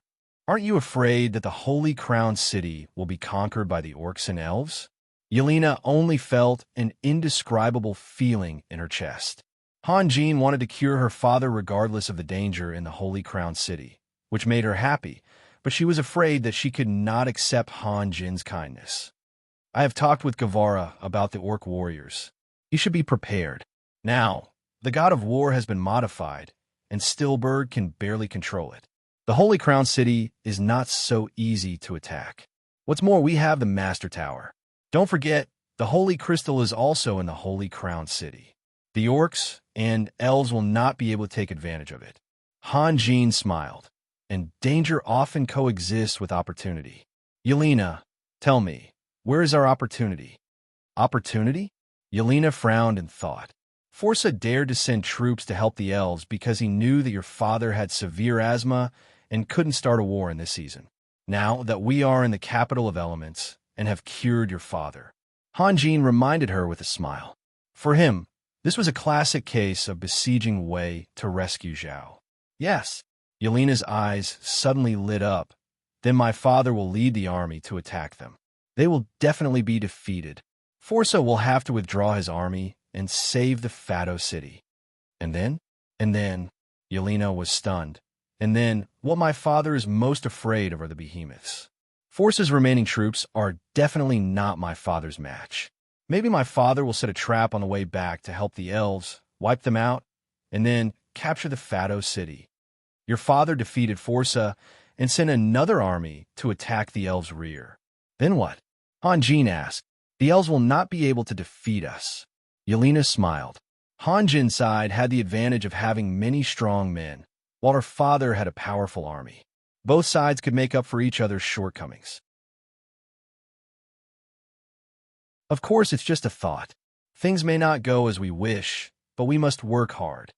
Yes, we will. Yelena said softly. Raphael, yes? You are so smart. Yelena slowly leaned into Han Jin's arms. I'm considered smart. Han Jin was a little helpless. Perhaps his biggest advantage was that he could clearly understand himself. In terms of IQ, he was not much worse than others, but in terms of experience and so on, he was still a distance away from Guevara and the others. Therefore, he'd been spending most of his energy on cultivation. He could not put the cart before the horse. Yes, Yelena nodded vigorously. Well, let's rest for a while. I don't think anything will happen. Han Jin smiled. After dawn, we will have to start rushing. Han Jin did not expect that the orc army would still continue to rush out of the swamp area until dawn. However, they were replaced by a large number of troops pushing carts. This made him very surprised. How many orcs did Forza send? When the sun was high in the sky, the orcs finally disappeared, leaving behind a desolate scene on the originally white snowfield. Han Jin patiently waited until noon. After confirming that the orc army had completely left, he called back Harley, mounted the unicorn, and rushed into the swamp area. Although the orc army had delayed him for a while, it had also saved him a lot of trouble. The path in the swamp had become clear, and he just needed to follow the footprints left by the orcs. Han Jin did not stop running until dark. It was impossible to say that he was not worried about the Holy Crown City at all. He had to try his best to rush back as soon as possible. Although Yelena was born in a noble family and had not suffered much, she knew when to persevere. When a unicorn galloped in the dark night, she was so sleepy that she could not even open her eyes because she had not slept well the previous night. However, she did not complain about the hardship or tiredness. She simply kept silent and endured silently. When dawn came, Yelena could not stand it anymore. Following the rhythm of the unicorn's running, she swayed in Han Jin's arms. If Han Jin loosened his hands, Yelena might fall down immediately. A unicorn's running speed was much faster than a horse's. After a rough estimation, Han Jin felt that he had run for about 300 to 400 miles and had entered the center of the swamp area. However, he didn't see any of the goblins that Yelena had mentioned, nor did he see any of the bandits. They must have been scared off by the orc army and hid far away. Although the unicorn had been transformed by the spiritual beast sacrifice material, it had also lost a lot of physical strength during the long-distance running. Its speed was getting slower and slower. Looking at Yelena's sleeping posture, Han Jin knew that he should find a place to rest. In the dim night, he saw a relatively high hill on the left in front of him and turned toward it. Yelena? Han Jin called in a low voice. Yelena was still in his arms with her eyes closed. She did not respond at all. She was really thirsty to the extreme. Otherwise, she would not have fallen into such a deep sleep on the unicorn galloping at full speed. Han Jin could only carry Yelena in his arms, jump off the unicorn, and stride toward the hill. Harley also showed his original form and floated up the hill before him. The flat hill was a mess, and there were countless pits of various sizes. It was obvious that a team of orcs had once rested here. Harley floated inside. When he passed by a deep pit, his body suddenly froze. His mouth made of smoke opened wide, and the red light in his eyes flickered quickly. Han Jin smelled a rotten stench. The deeper he went, the stronger the stench. He had to admit that he seemed to have chosen the wrong place. After hesitating for a moment, he turned around and walked back. Harley still stood there motionless, as if he was dumbfounded. Harley! Han Jin raised his voice. Ah, master! Harley hurriedly turned around and floated toward Han Jin. What did you see? Han Jin sensed the fear in Harley's heart. Master, that... Harley carefully observed Yelena. Seeing that she was still sleeping soundly, he lowered his voice and said, Do you know what their food is? They eat people. Eat people? Han Jin took a deep breath and hurriedly controlled himself. The foul stench in the air was too strong. He retreated a dozen steps and stopped at the edge of the hill. He gently kicked the unicorn with his foot, and the unicorn obediently knelt on the ground. Han Jin put Yelena down beside the unicorn and said to Harley, You stay here. After that, he held his breath and strode inside. The large and small pits were filled with bones. There were animal bones and human bones. What made one's scalp tingle was that there were almost no complete bones. Every bone had been smashed open by something. Han Jin bent down and picked up a bone fragment to observe. The bone marrow inside was empty.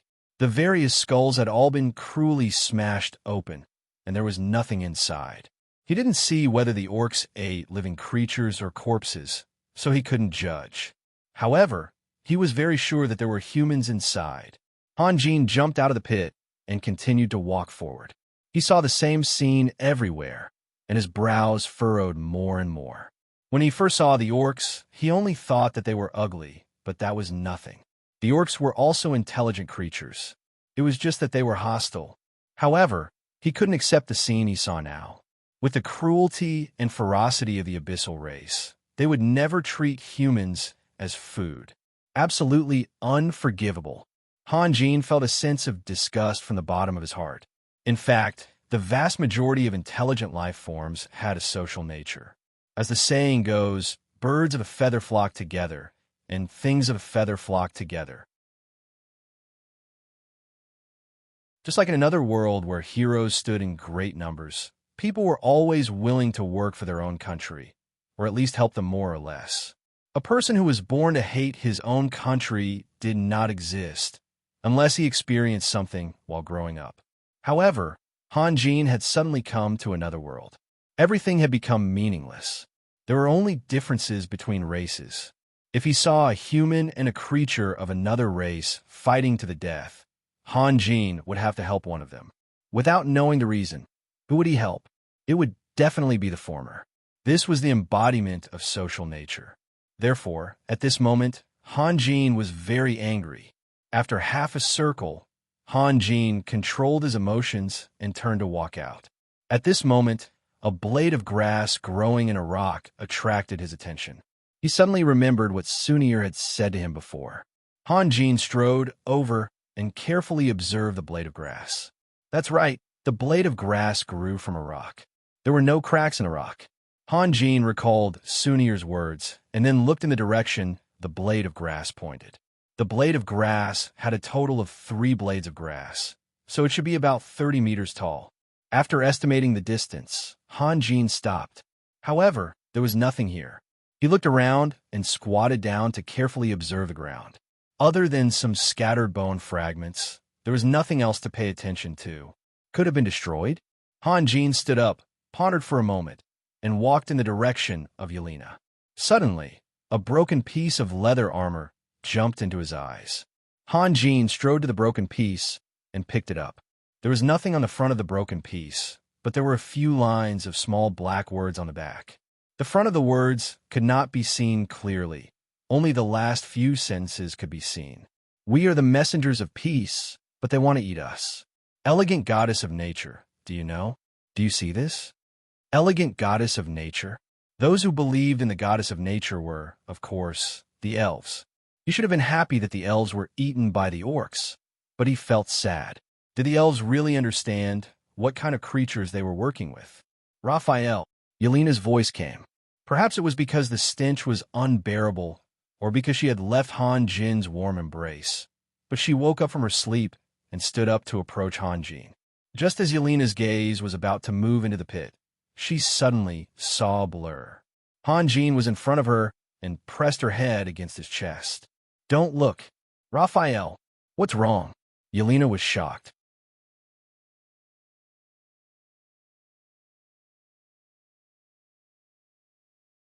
Chapter 353. Sunir had been hiding nearby, observing the protracted battle between the tigers and the thick black fog. She remembered very clearly that a full 20 days had passed. The 7-colored Dachira flowers that grew in the valley suffered an unprecedented disaster. Countless figures hovered above the valley, spreading their wings to cover the sky. When they flapped their wings, they brought up a gust of wind that blew the sand and stones on the ground. Some of the Dachira flowers with weak roots were even directly uprooted from the ground. The tigers were very smart and no longer rushed directly into the black fog. Instead, they repeatedly shuttled around the black fog, using the wind pressure to disperse the thick fog. The black fog seemed to have a life of its own. As soon as it was dispersed here, it immediately gathered again. However, every time it gathered again, the density of the fog became thinner. Gradually, under the tireless efforts of the tigers, the fog became thinner and thinner, and a bottomless hole could be vaguely seen. A huge white tiger roared angrily, emitting an invisible sound wave. Then, all the white tigers seemed to have received an order and opened their bloody mouths in unison. Countless sound waves blasted into the hole almost at the same time, and the next moment, a deafening explosion sounded. The air waves formed by dust soared into the sky. A few tigers that couldn't dodge in time were hit by the air waves. It was as if they were suddenly hit by a sledgehammer, and they were sent flying. After the smoke and dust dissipated, the original big hole had disappeared and was replaced by a huge pit. However, at the bottom of the pit, there was a dark hole, like an eye, coldly staring at the tigers. This time, no one needed to command. All the tigers were angry. At the same time, they opened their bloody mouths in the direction of the hole. Wherever the sound wave passed, the air seemed to boil and become distorted. The huge shock wave made the ground tremble.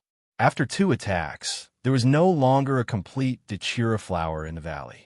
Countless broken branches and leaves rushed into the sky along with the dust. From afar, it looked like a huge mushroom cloud. Sunir looked at the smoke and dust in front of her and couldn't help but stop and suck in a breath of cold air. What kind of joke was this? Was this a forbidden spell? For the first time, Sunir felt a sense of helplessness in her heart. She slowly turned around and looked at the endless forest. Was she going to go back just like that? Am I really that useless? Sunir asked herself silently. She seemed to see a mocking smile on her face. Look, you're just SOSO. However, with that level of attack, even if he went, he would only be sending himself to his death. Just as Sunir was hesitating, the tigers were circling around and looking at their masterpiece with satisfaction. The pit below had expanded a lot, and more importantly, the dark hole had disappeared. The tigers were overjoyed. They roared as they shuttled back and forth in the valley. From time to time, they would emit sound waves, which made the already uneven ground even more uneven. A few mandala flowers that were originally incomplete became fragmented and fragmented. At this time, at the bottom of the pit, where the hole was originally located, the ground suddenly wriggled, as if something was arching out. A tiger with sharp eyes immediately flew over to see what was going on. However, just as it flew over, a few tentacle-like things suddenly broke out of the ground. They easily pierced into the tiger's abdomen like sharp blades and came out from the back, bringing with them a rain of blood. The tiger didn't even have time to scream before it was dragged into the ground by the tentacles. At the same time, the sand at the bottom of the pit collapsed, as if someone had placed a funnel below. The tigers couldn't figure out the situation for a moment and were all stunned. The ground was collapsing little by little. Not long after, a hole with black fog appeared in front of the tigers.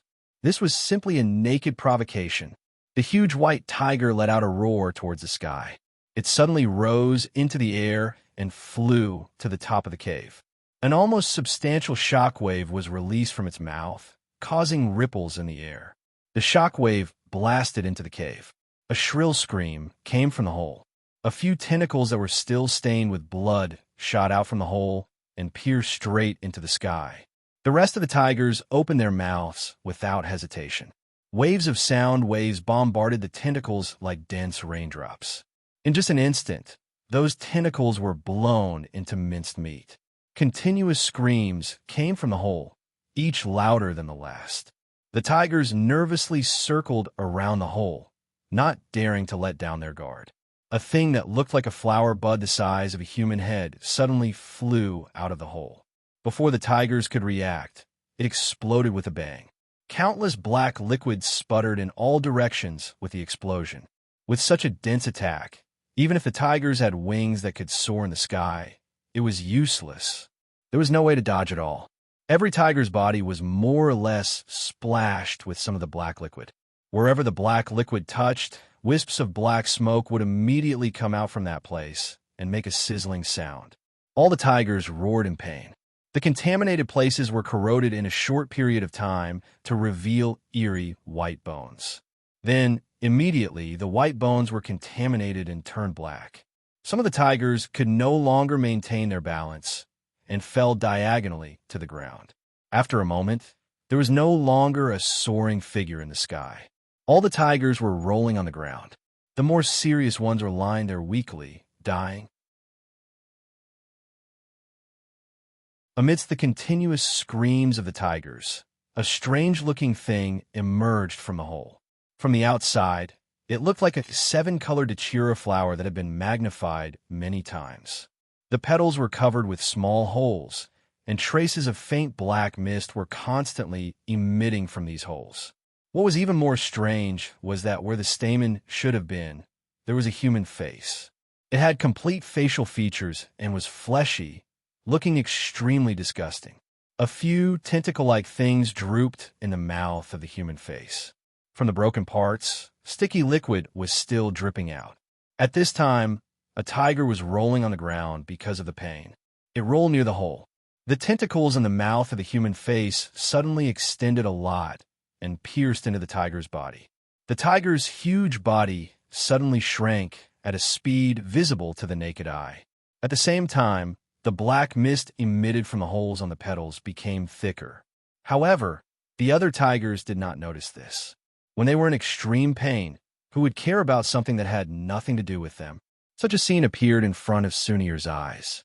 The valley was full of white tigers rolling on the ground. The wings that were originally used to soar in the sky were heavily bent on the ground, constantly letting out teeth-numbing sounds of bones breaking. However, the tigers did not seem to notice. At most, they were constantly letting out miserable cries, as if this was the only way to reduce their pain. Then Sunir saw the monster. As if it was taking a leisurely stroll, it pulled out the tentacles in its mouth from the body of a tiger and pierced into the body of the next tiger.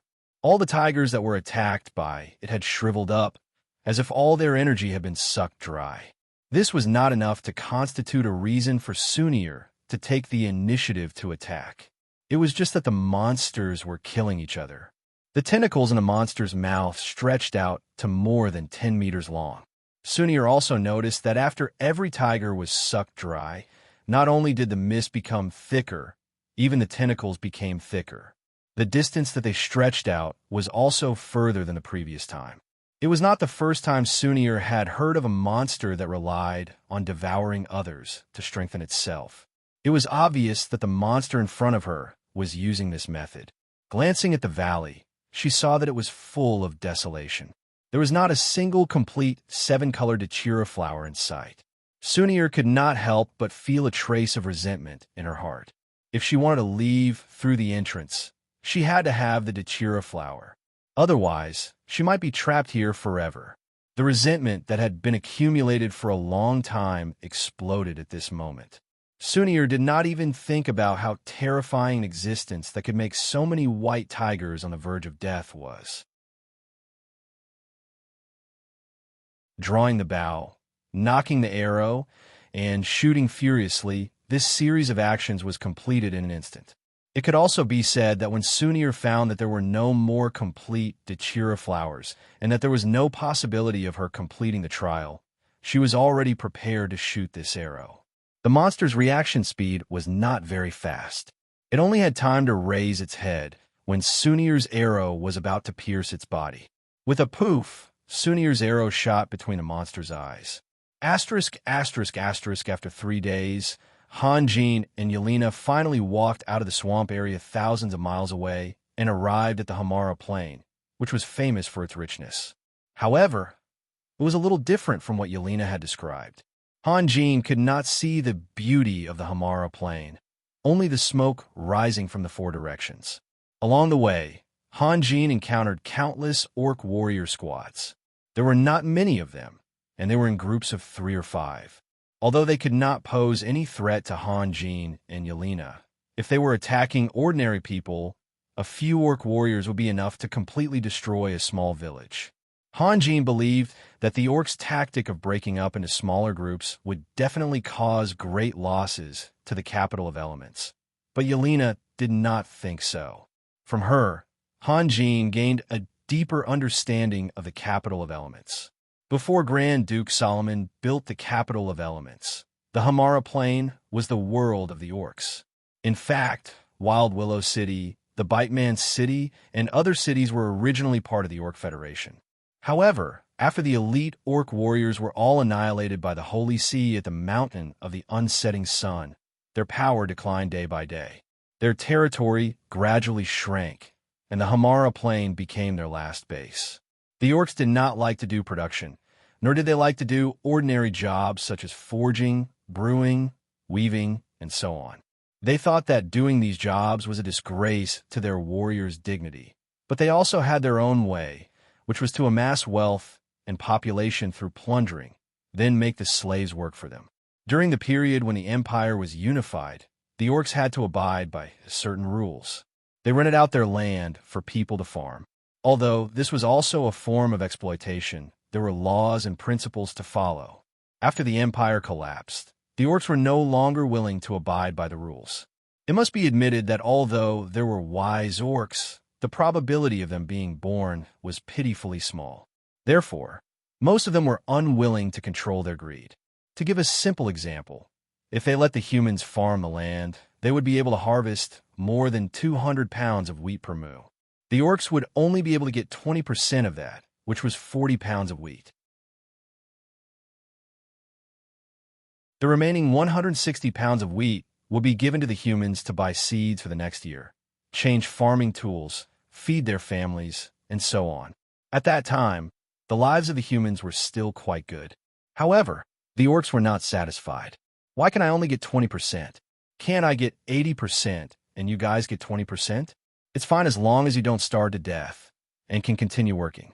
The orcs increased the rent step by step, which aroused the resistance of the farmer. However, the orcs were even angrier. They used force to turn all the farmer into their slaves, killing anyone who resisted. If they killed everyone, there would be no one left to farm. It was fine. They could go out and plunder at any time. At that time, the continent hadn't fallen into total chaos yet. Many wise people stood up and attacked the cruel behavior of the beastmen. Their unbridled plundering was a kind of robbery-like logic that broke the rules to obtain things. And any act of breaking the rules to obtain things would cause irreparable and destructive damage to society. However, the orcs did not care about this. They continued to do what they were supposed to do and lived a leisurely and happy life.